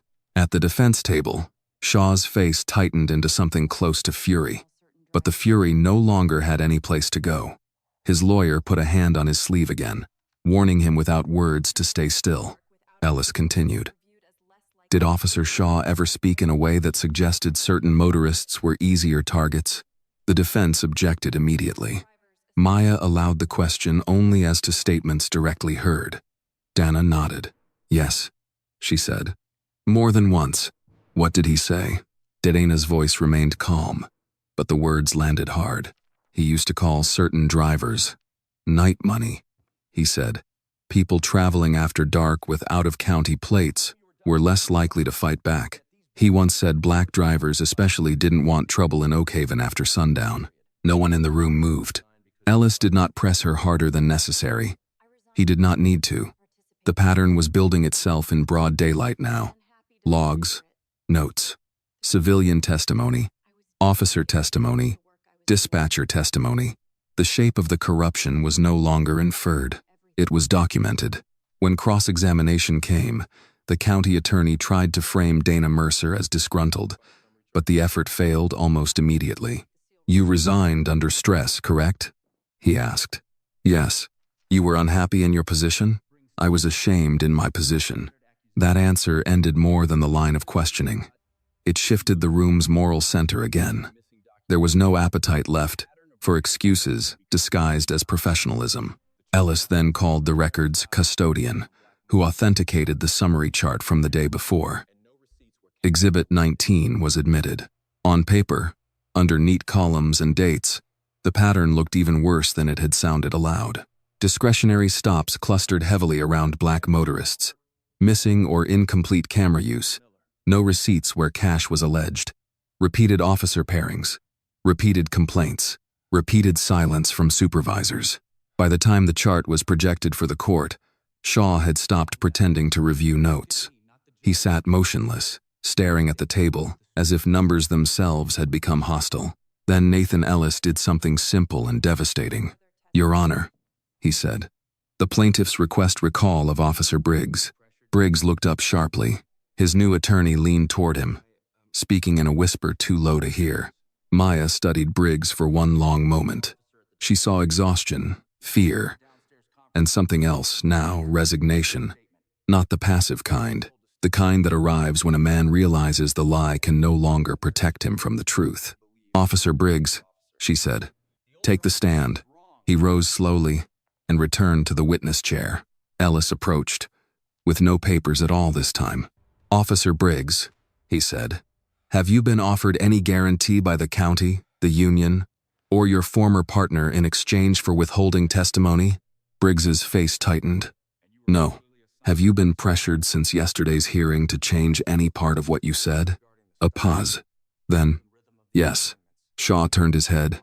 The union attorney shut his eyes. Ellis asked, by whom? Briggs swallowed. By Shaw. Last night. In the holding conference room downstairs. The investigators near the aisle both began writing. What did he say? Briggs did not look toward the defense table now. He kept his eyes on Ellis, as if directness was the only thing keeping him upright. He said if I stuck to the story, this would still be manageable. He said I owed him loyalty. He said if I broke rank, I'd lose everything, and still wouldn't be believed over him. And, did he say anything else? Briggs gave one short, broken laugh with no humor in it at all. Yeah. He said nobody was going to side with a nervous rookie over a decorated officer. He looked down. He was wrong. Maya did not react. But something in the courtroom shifted again. Shaw had not simply abused people in the field. He was still trying to manage truth through intimidation in the courthouse itself. Ellis took one final step. Officer Briggs, do you now wish to correct or add to any of your prior testimony? Briggs breathed in deeply. When he spoke, he sounded tired enough to finally be honest. Yes. The room waited. I didn't just see what he did, Briggs said. I helped make it possible. I stood there. I kept cameras off. I watched people hand over money they needed for rent, groceries, medicine, and I told myself I was just following the lead of the senior officer. But that wasn't true anymore. After the first time, I knew exactly what it was. He lifted his eyes then. Not to Ellis, not to Shaw, but to Maya. And what happened at that gas station wasn't the first time he targeted a black driver because he thought nobody would protect them. It was just the first time the person he picked could force the whole system to look back. No one spoke. No one needed to. Because in that moment, the hearing stopped being only about extortion and became something broader, darker, harder to dismiss. A machinery of contempt that had functioned because too many people had treated fear as invisible when it lived in black bodies. Ellis returned to his table. No further questions. Maya looked at Briggs, then at Shaw, then at the record before her. Her voice, when it came, was controlled and unadorned. The witness may step down. Briggs did. He did not return to sit near Shaw. He took a seat alone behind counsel, shoulders folded inward, like a man who had finally done the one thing he should have done months earlier, and discovered there was no relief in it, only consequence. At the defense table, Derek Shaw no longer looked outraged. He looked cornered, and for the first time since this hearing began, Maya thought she saw what lay beneath all his bluster and menace. Not strength, not confidence, not even pride, only panic, arriving late. By the time the court resumed after Briggs stepped down, the room had lost whatever illusion of routine it had once carried. No one was there out of mere curiosity anymore. The reporters in the back had stopped whispering. The attorneys were no longer pretending the hearing might still be contained. Even the courthouse staff who had slipped into the gallery now sat very still, as if movement itself might distract from what history looked like when it arrived, not with music or speeches, but with exhibits, testimony, and a frightened man at the defense table running out of places to hide. Nathan Ellis stood again. Your Honor. The plaintiffs called Derek Shaw for recall. Shaw did not rise immediately. His union attorney leaned in and spoke low. Urgent, almost pleading. The county attorney said nothing at all. He had retreated into the exhausted silence of a man whose job was no longer advocacy but damage assessment. Shaw kept his eyes on the wood grain of the table in front of him, jaw set, breathing shallow. For a second, Maya thought he might refuse. Then he stood. He moved toward the witness stand with the stiffness of a man trying to hold together what had already split open. He was sworn in again, though the oath felt different this time, less ceremonial, more like a final warning. Ellis approached with a single folder in his hand. Officer Shaw, you testified yesterday that the complaints against you were false. Yes. You testified that you did not target black motorists. Yes. You testified that cash was never taken unlawfully and that any undocumented roadside resolution did not occur. Yes. Ellis opened the folder. And today, we have heard from a dispatcher, multiple civilian witnesses, and your own former partner. Are all of them lying? Shaw's face hardened. Yes. The word fell flat. Even he seemed to hear it. Ellis nodded once. All of them. Yes. Mrs. Bishop is lying. Yes. Mr. Coleman is lying. Yes. Miss Miller is lying. Yes. Dana Mercer is lying. Yes. Officer Briggs is lying. Shaw hesitated, but only for a moment. Yes. Ellis let the silence stretch just long enough to let the absurdity breathe. Then he asked, "So your position, under oath, is that every witness who has appeared in this courtroom against you has independently fabricated a false story, and somehow all of those stories follow the same pattern?" Shaw shifted in the chair. "People talk. They influence each other." Ellis took one more step. "And did they also influence your patrol notes?" Shaw said nothing. Ellis removed a document from the folder. "Let's revisit your own writing.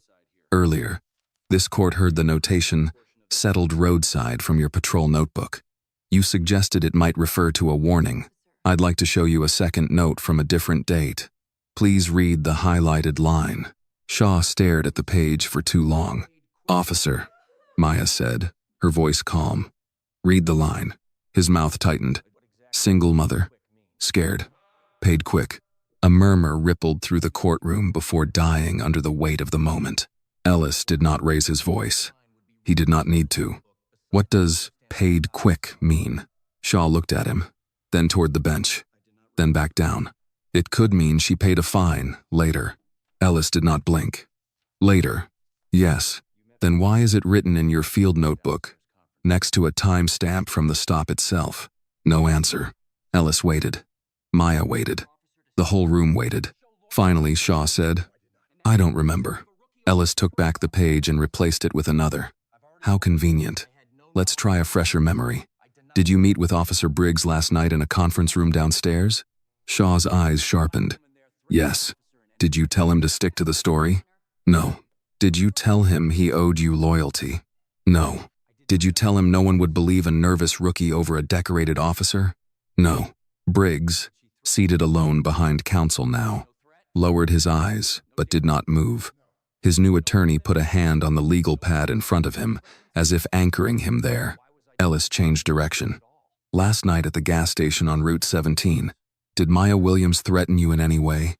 The defense objected on reflex, but Maya overruled it before the union attorney fully sat back down. Shaw's face went rigid. "I didn't know who she was. That is not my question." "Did she threaten you?" "No." "Did she make any movement, suggesting she posed a danger to you or your partner?" "No." "Did she have a weapon?" "No." "Did she commit any crime in your presence?" No answer. "Officer Shaw?" "No." Ellis nodded. "And yet, you demanded identification." "Yes." "On what lawful basis?" "She was acting suspicious." "How?" "She was at the station late."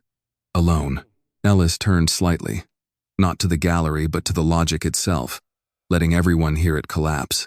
"So, a black woman buying gas while alone at night became suspicious to you by virtue of being a black woman alone at night." "That's not what I said." "It is exactly what you said." Shaw's voice rose.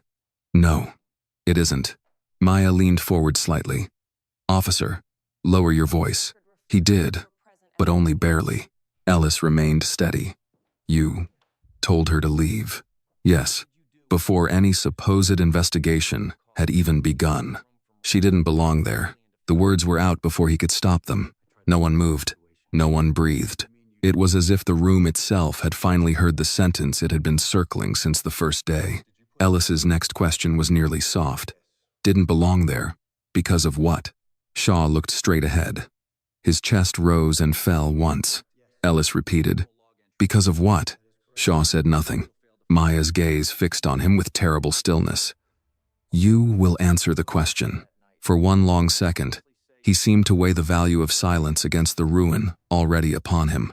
When he finally spoke, the words came bitter, stripped of strategy. "Because she was black," he said. The room absorbed it in total silence. Not allegation now, not inference, not pattern alone. Admission. Ellis let 3 heartbeats pass before continuing. "And when she refused to show identification without cause, what did you do?"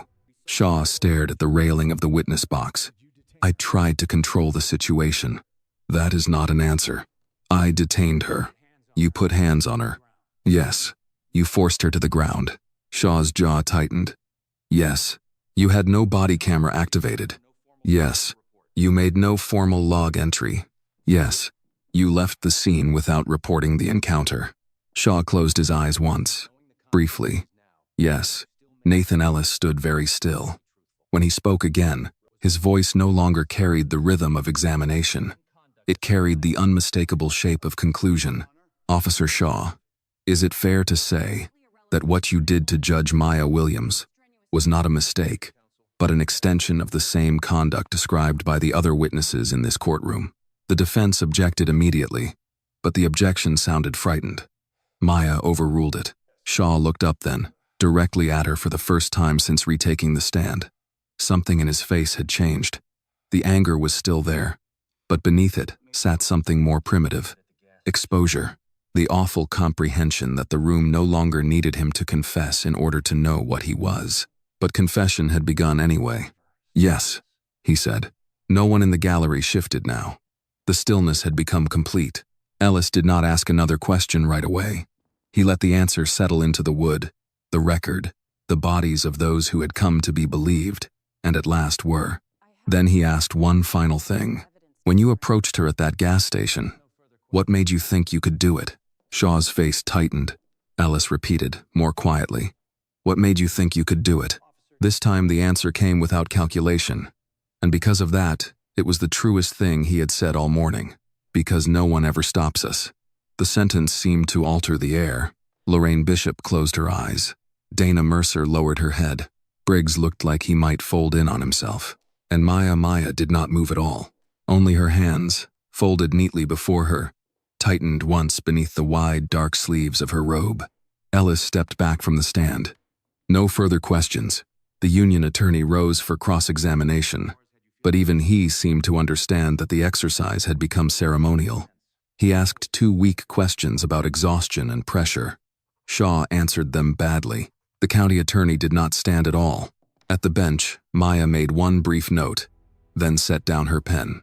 She looked at Derek Shaw not as the woman from the gas station, not even as the person he had chosen to degrade in the dark, but as the judge responsible for what happened when truth finally stopped asking permission to enter a room. Officer Shaw, she said, her voice clear and controlled. You may step down. He did, but when he returned to the defense table, he no longer looked like an officer waiting for counsel. He looked like a man who had just spoken his own indictment into existence. When Derek Shaw sat back down, the courtroom remained silent for so long that the silence itself began to feel like testimony. No one rushed to fill it. Not the reporters, not the lawyers, not even the spectators who had spent the last 2 days gasping, whispering, and shifting in their seats whenever the hearing took an unexpected turn. There was nothing unexpected left now. The truth had stopped arriving in fragments. It had arrived whole. Nathan Ellis stood slowly. He did not carry more exhibits to the podium this time. He no longer needed them. The case had moved beyond suspicion, beyond pattern, beyond even contradiction. Derek Shaw had said the essential thing aloud. He had admitted race. He had admitted force. He had admitted the absence of lawful basis. And then, in a moment of exhausted honesty, he had admitted the deeper disease beneath all of it, because no one ever stops us. Ellis glanced once at the bench, then spoke. Your Honor, the plaintiffs have no further witnesses at this time. We move to enter the remainder of the certified records already discussed into the standing evidentiary file, and request leave to proceed to argument on immediate referral.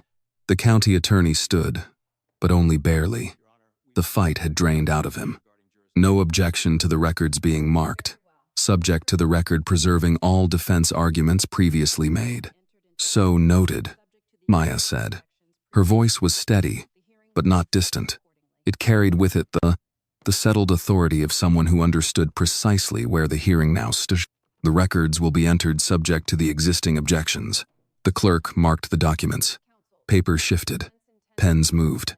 Somewhere in the back, one reporter quietly exhaled, as though only now allowing himself to believe he had actually witnessed what had just happened. Maya turned to the defense. Do you intend to present evidence, counsel? The union lawyer rose slowly.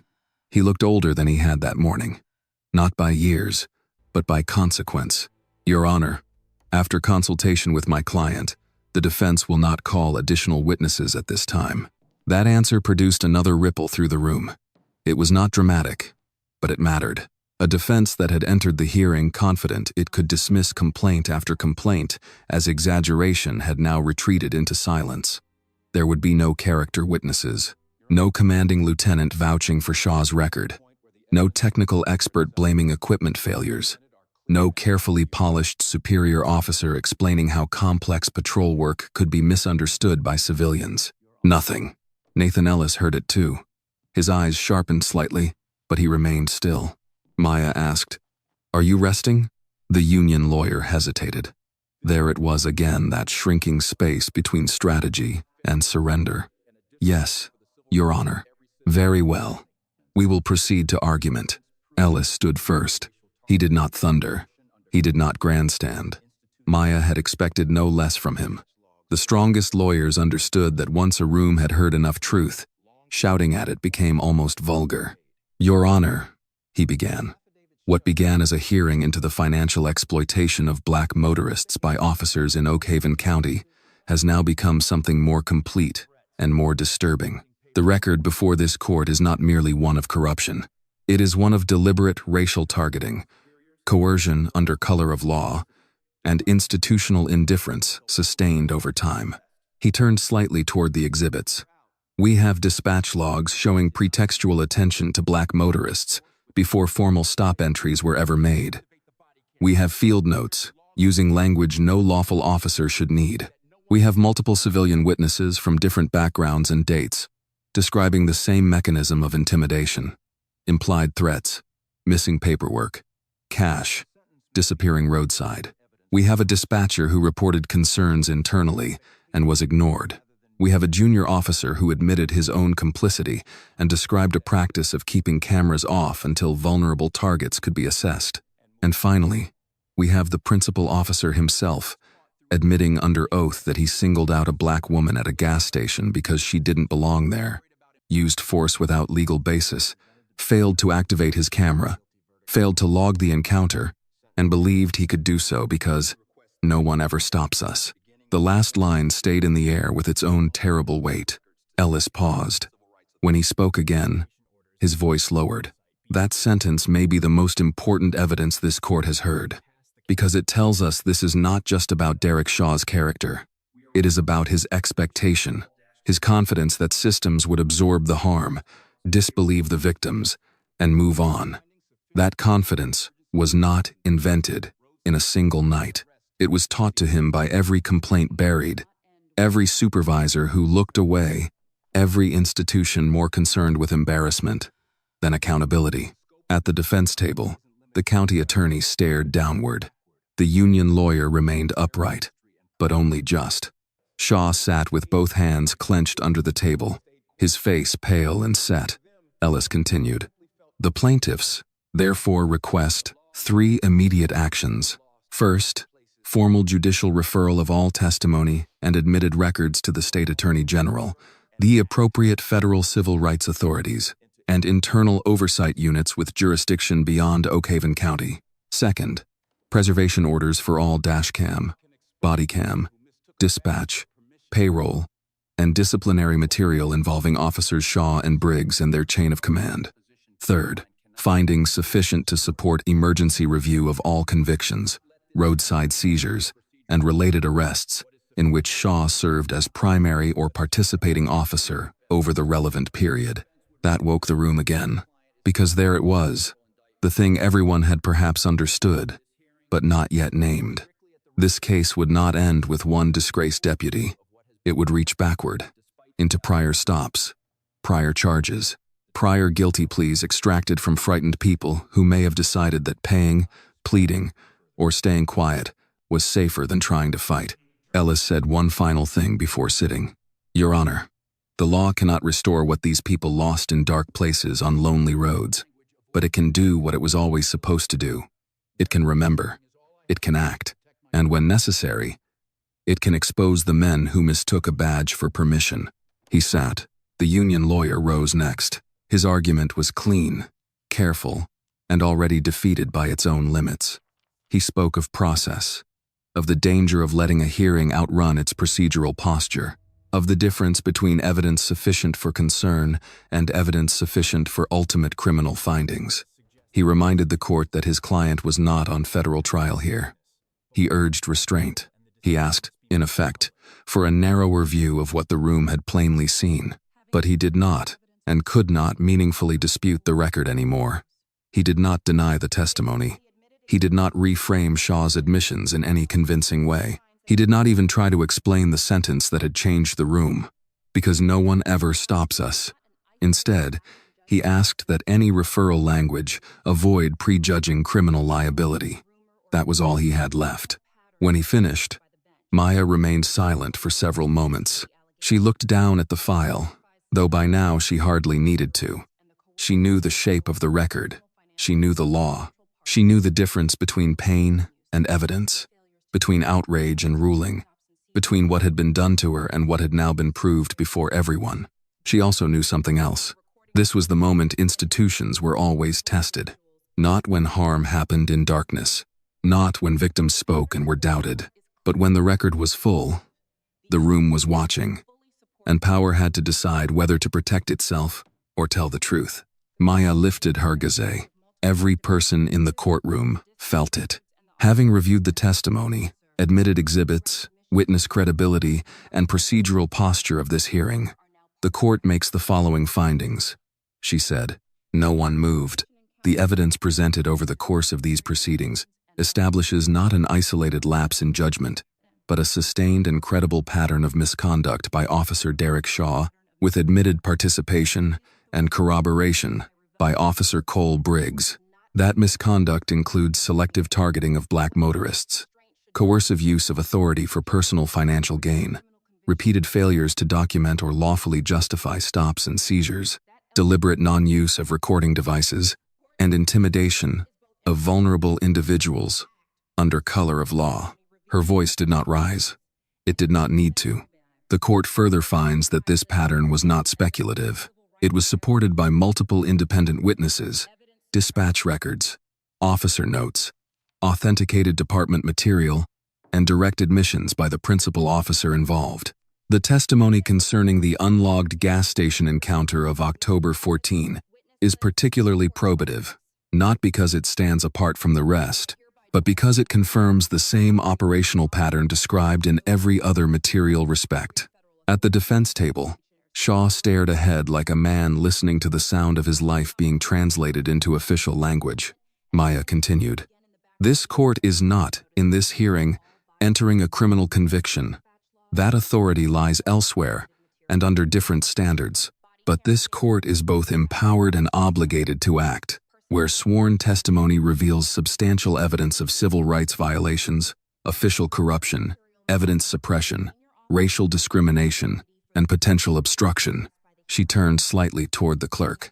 Accordingly, the clerk is ordered to prepare immediate certified referral packets containing the transcripts, admitted exhibits, witness lists, and the court's findings for transmission to the Georgia Attorney General's office, the state bureau responsible for law enforcement oversight, the United States Attorney with appropriate federal jurisdiction, and any internal review authority not compromised by direct chain of command involvement. Pens flew again in the back row. Maya was not finished. The clerk is further ordered to issue preservation notices effective immediately as to all body camera data, dispatch logs, stop reports, personnel communications, seizure records, disciplinary records, and related materials involving Officers Shaw and Briggs for the time period covered in this hearing. No destruction, alteration, or administrative purging of such records is to occur pending outside review. The county attorney rose halfway, as if to clarify logistics, then thought better of it and sat again. Maya's gaze settled over the gallery, then returned to the defense table. Finally, the court finds sufficient cause to notify the appropriate reviewing courts and prosecutorial offices that cases materially dependent upon the sole or primary credibility of Officer Derek Shaw may require immediate evaluation for taint, non-disclosure, or wrongful compromise. That was the line that truly broke the remaining illusion, because it meant this would spread outward now. into old cases, old pleas, old lives. Lorraine Bishop lowered her head and pressed a hand to her chest. Dana Mercer wiped at one eye and then immediately steadied herself. Cole Briggs sat motionless, as if too ashamed to feel relief and too relieved to feel anything else clearly. The union lawyer closed his file with the slow finality of a man who understood he would now spend months trying, unsuccessfully, to contain a disaster that had outgrown him. And Derek Shaw seemed, for the first time, to understand that this was no longer merely about losing face, or even losing his badge. He was losing the story that had protected him. Maya rested both hands on the bench. Her next words were not louder than the rest. They were simply impossible to ignore. This court does not function to protect the comfort of those who abuse authority. It functions to protect the integrity of the law, especially where the powerless have been taught not to expect it. Too often, misconduct survives not because it is invisible, but because it is repeated against people the system has practiced overlooking. That is what this record reveals. And that is why this court will not look away. The sentence settled over the room like a closing door. No one clapped. No one gasped. The gravity of the moment was too complete for display. Maya glanced once to the bailiff, then back to counsel.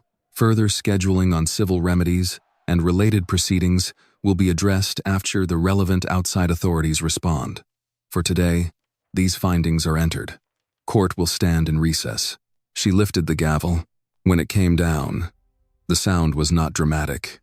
It was final, and Derek Shaw, seated in the same room where he had once believed no one could touch him, heard in that single strike the beginning of a different kind of pursuit, the kind that did not happen on dark roads, but in daylight, with records, names, and law finally moving in the same direction. The courtroom did not empty all at once after Maya recessed the hearing. It broke apart in waves, each one carrying a different kind of shock. Reporters left first, moving fast but trying not to look as though they were running toward history. Civilian witnesses lingered longer, some seated as if their bodies had not yet caught up with what the record had finally done for them. Lawyers gathered files with the mechanical precision of people who needed their hands to stay busy while their thoughts rearranged the rest of their lives.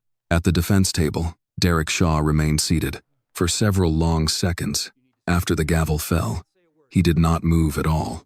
He sat with both hands flat against the wood, staring at nothing, as if motion itself might force him to accept that the hearing was over, and that the room, once his to manipulate in his own imagination, no longer belonged to him in any sense. The union lawyer leaned toward him and spoke quietly, but Shaw did not answer. County counsel had already begun stacking exhibits into neat, useless piles, his face set in the controlled blankness of a man distancing himself from a wreck he had failed to prevent. Cole Briggs stood slowly from the row behind them. He did not approach Shaw. He did not look at him. He moved instead toward his own attorney, who placed a hand at the center of his back and guided him toward the side aisle. Briggs walked like a man leaving a funeral, where the dead, at last, had been properly named. Lorraine Bishop remained seated in the second row for a moment longer. She held her handbag in both hands and looked toward the bench, now empty, except for the scattered orderliness left behind by power properly used. When she finally rose, it was with the dignity of someone who had not won exactly, but had at least ceased to be invisible. Dana Mercer stood beside her for a brief moment, and the two women exchanged a look that did not need words. One had endured, the other had testified. Between them sat the shape of a truth too long delayed. Outside, the hallway erupted. By the time Maya stepped through the side door into chambers, she could hear it through the walls. The clipped rise of reporters' voices, hurried questions, attorneys deflecting comment, courthouse staff pretending not to listen while absorbing every word.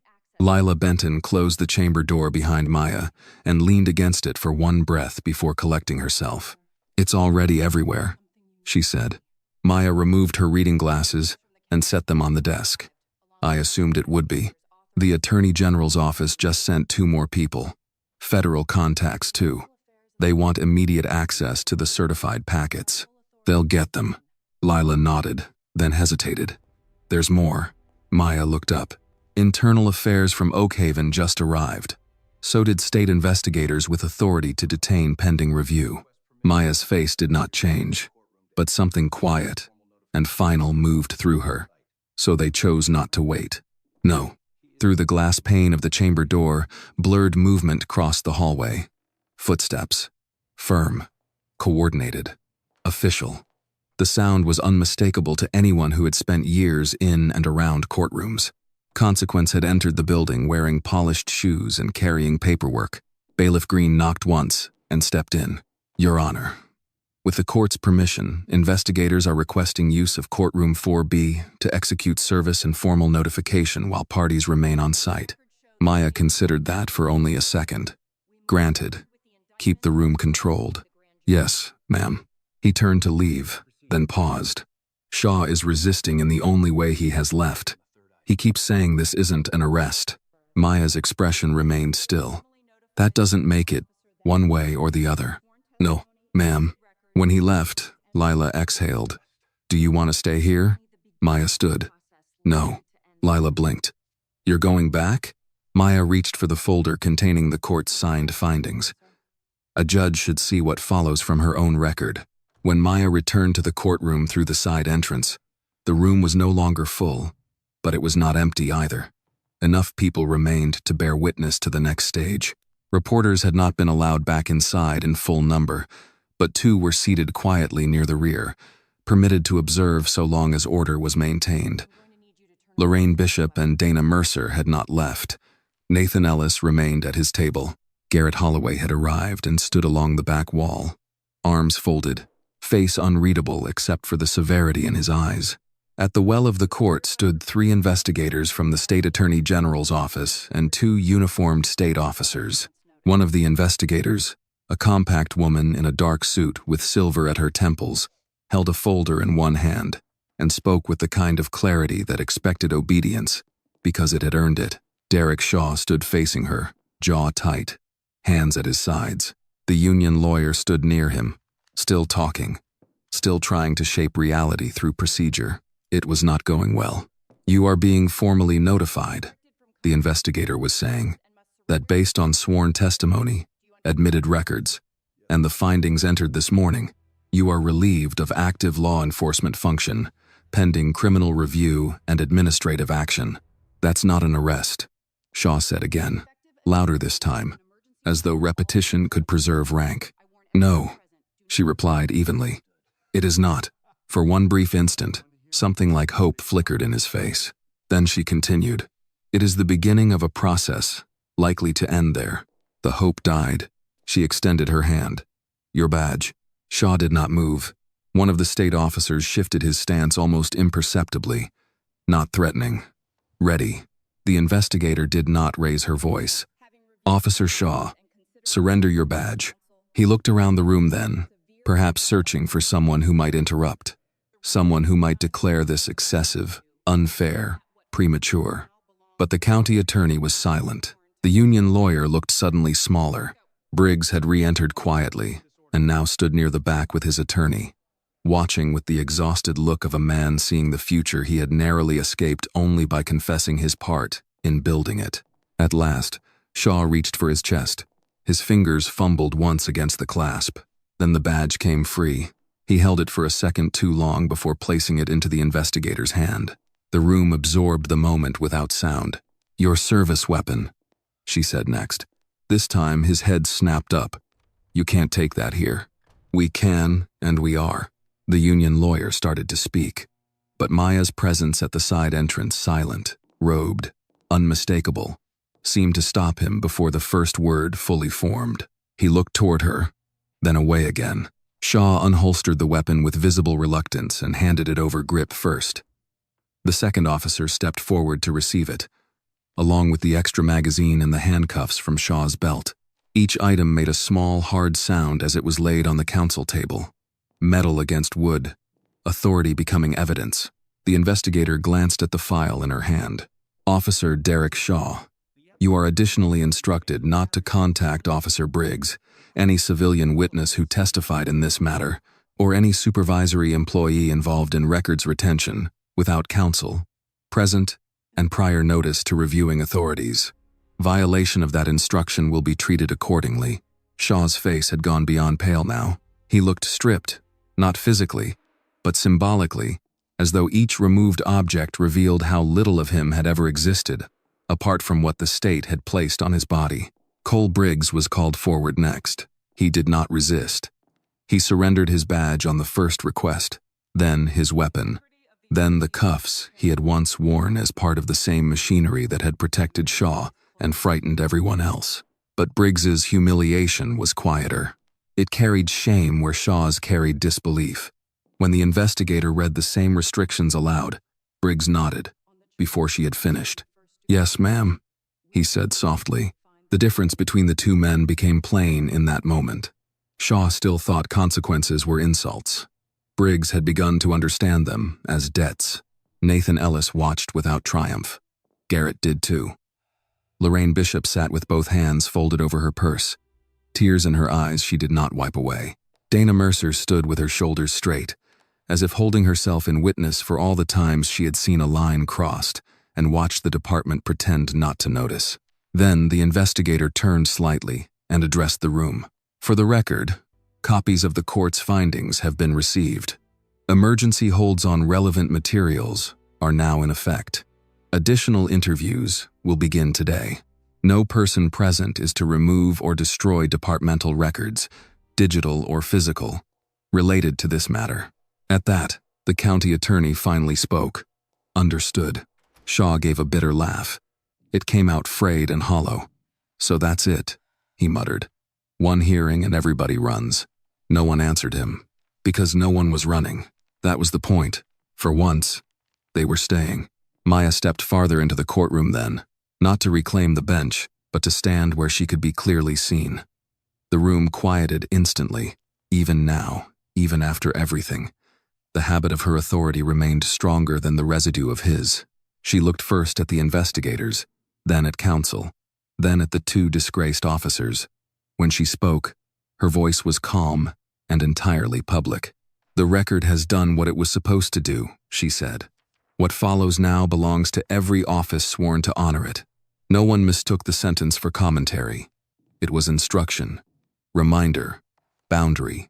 The investigator inclined her head slightly in acknowledgement. Then she signaled to the officers beside her. Derek Shaw and Cole Briggs were escorted, not in handcuffs, not yet, but under a restraint more devastating to men like them. Public removal without dignity. No squad car lights, no shouting, no roughness, just procedure, witnessed by the same kind of ordinary people they had once counted on overpowering in silence. As Shaw passed the second row, Lorraine Bishop did not look away. Neither did Dana Mercer. Neither did Maya. He saw that. And if there was any justice in the moment beyond law, it was there in the fact that he could no longer command even the simple mercy of avoidance. When the doors finally closed behind them, the courtroom seemed to exhale. Garrett was the first to move. He came forward only as far as the rail and stopped, respecting the invisible line Maya still carried around herself when she wore the robe. Nathan Ellis began quietly gathering his files. Lila, who had come in near the end and stood by the side wall, pressed a hand to her chest and let it fall again. Maya looked at the nearly empty courtroom and understood that one phase was over. Not justice itself, not yet, but the season of denial. That part had ended in public. The courthouse was quieter the following week, but not calmer. Silence and peace were two different things, and everyone in the Fulton County Judicial Annex understood that now. The storm had moved beyond the building, into offices, agencies, records, rooms, prosecutors' desks, and newsrooms across the state. But its center remained in the place where it had first been forced into daylight. Maya Williams's courtroom. In the days that followed, the consequences spread exactly as they should have, and exactly as men like Derek Shaw had spent years assuming they never would. The Attorney General's office opened a formal criminal investigation within hours of receiving the court's findings. Federal civil rights authorities confirmed parallel review before the next day was over.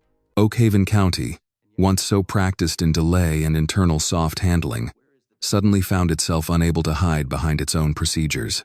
Supervisors were interviewed. Records were frozen. Archived footage was pulled from backup systems nobody had imagined would matter. Dispatch logs, payroll anomalies, handwritten patrol notes, and internal emails began to align into a picture broader than even Nathan Ellis had first argued. What had started as one officer's arrogance became evidence of tolerated rot. By the end of the week, Shaw had been suspended without pay and publicly named in multiple criminal inquiries. Briggs, through separate counsel, entered a formal cooperation agreement and began providing a timeline that stretched back further than anyone in Oak Haven's command staff had hoped. Not far enough to save himself, but far enough to make the old strategy impossible. He had chosen too late, but he had chosen. Men above them started to sweat. Lieutenant Kramer was placed on administrative leave, pending review of ignored complaints. A records supervisor retired abruptly. One assistant district prosecutor in a neighboring county quietly requested reassessment of 3 old cases in which Shaw's testimony had been central. By Friday afternoon, there were 7 such requests. By Monday, there were 12. Maya followed all of it, not through gossip, but through the steady trickle of official notices, motions, and certified communications that crossed her desk. She read every page with the same discipline she brought to every matter. No satisfaction, no visible anger, only the exacting attention of a judge who knew that if justice was to mean anything at all, it had to survive both outrage and applause. Garrett had been right about one thing. The story had become historic. National outlets picked it up by the weekend. Most led with the obvious headline, "A black judge abused in the dark by the very officer she would face on the bench the next day." It was dramatic, irresistible, cinematic, in all the ways Maya distrusted. But the better reporters, the ones worth reading, kept going. They wrote about Lorraine Bishop, about Dana Mercer, about the stop logs, about cash taken from frightened people on lonely roads, about the familiar American architecture of discretion, race, and impunity. They wrote about the sentence Shaw had spoken under oath, "Because no one ever stops us," and they treated it not as villainous poetry, but as institutional diagnosis. That mattered, because Maya had never wanted the story to be about one woman in a robe humiliating one disgraced deputy. She wanted the country, or at least the state, to see what had always been there beneath the isolated incident.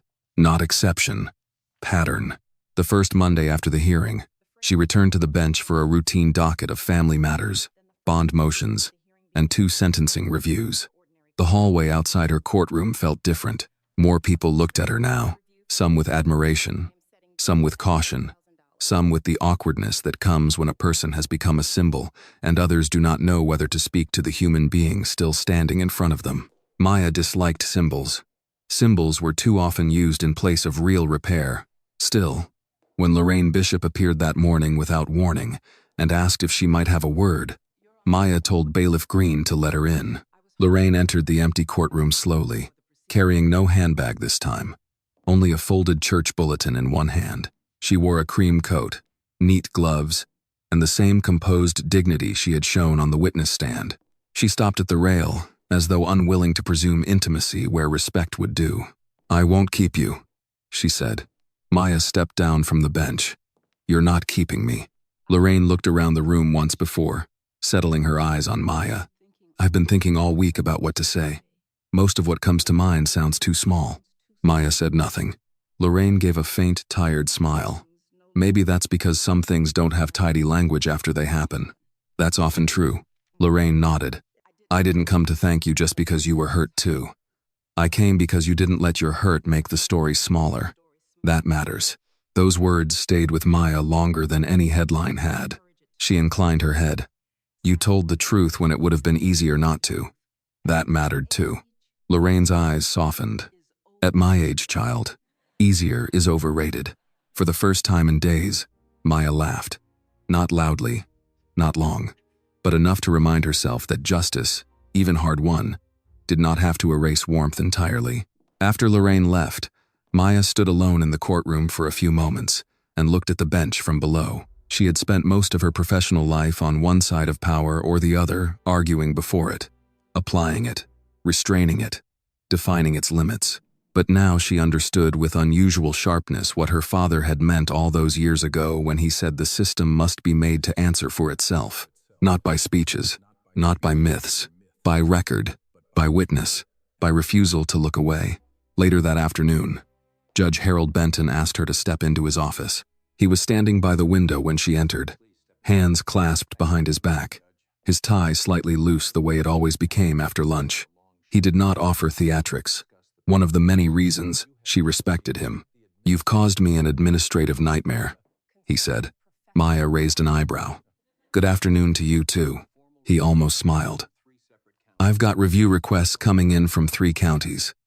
2 editorial boards asking whether I believe judicial oversight needs strengthening, and 1 legislator who has suddenly discovered a lifelong commitment to reform. Then the week has been productive." That did make him smile, briefly. Then his expression settled. "I wanted to tell you, in person, the Chief Administrative Counsel is moving forward with a recommendation for mandatory body camera compliance review statewide in contested stop cases, and there's already support for an independent audit of racial enforcement patterns in rural corridors." Maya absorbed that quietly. "It won't be enough," she said. "No," Benton agreed. "But it's movement. Movement." The word held more honesty than progress. Progress implied a direction guaranteed by virtue. Movement could still turn backward if left unwatched. "I'll take movement," she said. Benton studied her for a moment. "How are you holding up?" There it was again, that question people asked when they sensed damage but did not know its exact shape. Maya considered lying and found she was too tired for it. "I'm functioning," she said. He nodded. "That's not the same thing." "No." Benton walked back to his desk and sat. "You know there will be invitations now. Panels, interviews, conferences. Every institution that failed to say enough before will want to be seen saying it after." "I know. You don't have to do any of it." Maya looked out the window. Somewhere below, traffic moved through the city with its usual impatience. People driving to jobs, schools, doctor's appointments, grocery stores, ordinary destinations that did not feel ordinary if you were black and alone on the wrong road after dark. "I may do some of it," she said, "but only if the talking leads somewhere." "That," Benton replied, "is why they'll want you." When she left his office, the hallway was nearly empty. Green was waiting near her courtroom door, hands folded in front of him. "Everything all right, Your Honor?" "Yes," Maya said. Then, after a beat, "And no." He gave a single understanding nod. Court officers who had been in service long enough knew better than to ask for tidy explanations. That evening, Garrett called instead of stopping by.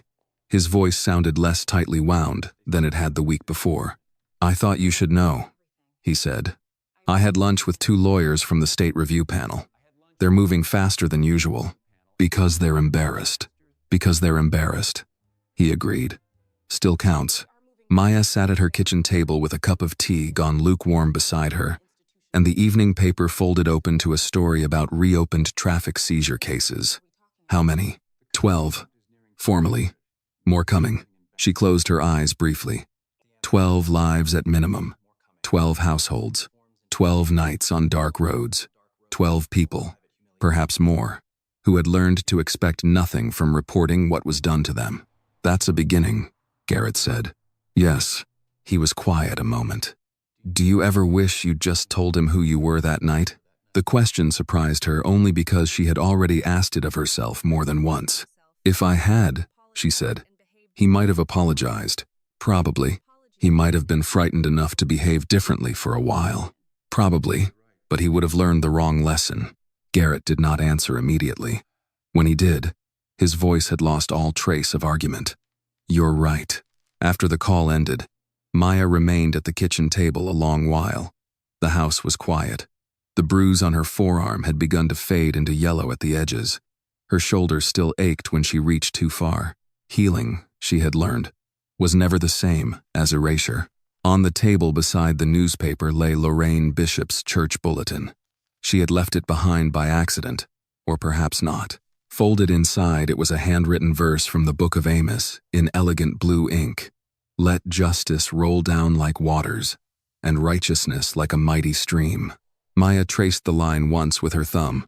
Then she rose, turned off the kitchen light, and walked to the front window. Outside, the street was calm. Porch lamps glowed. A neighbor was bringing in groceries. Somewhere farther down the block, a dog barked once and settled.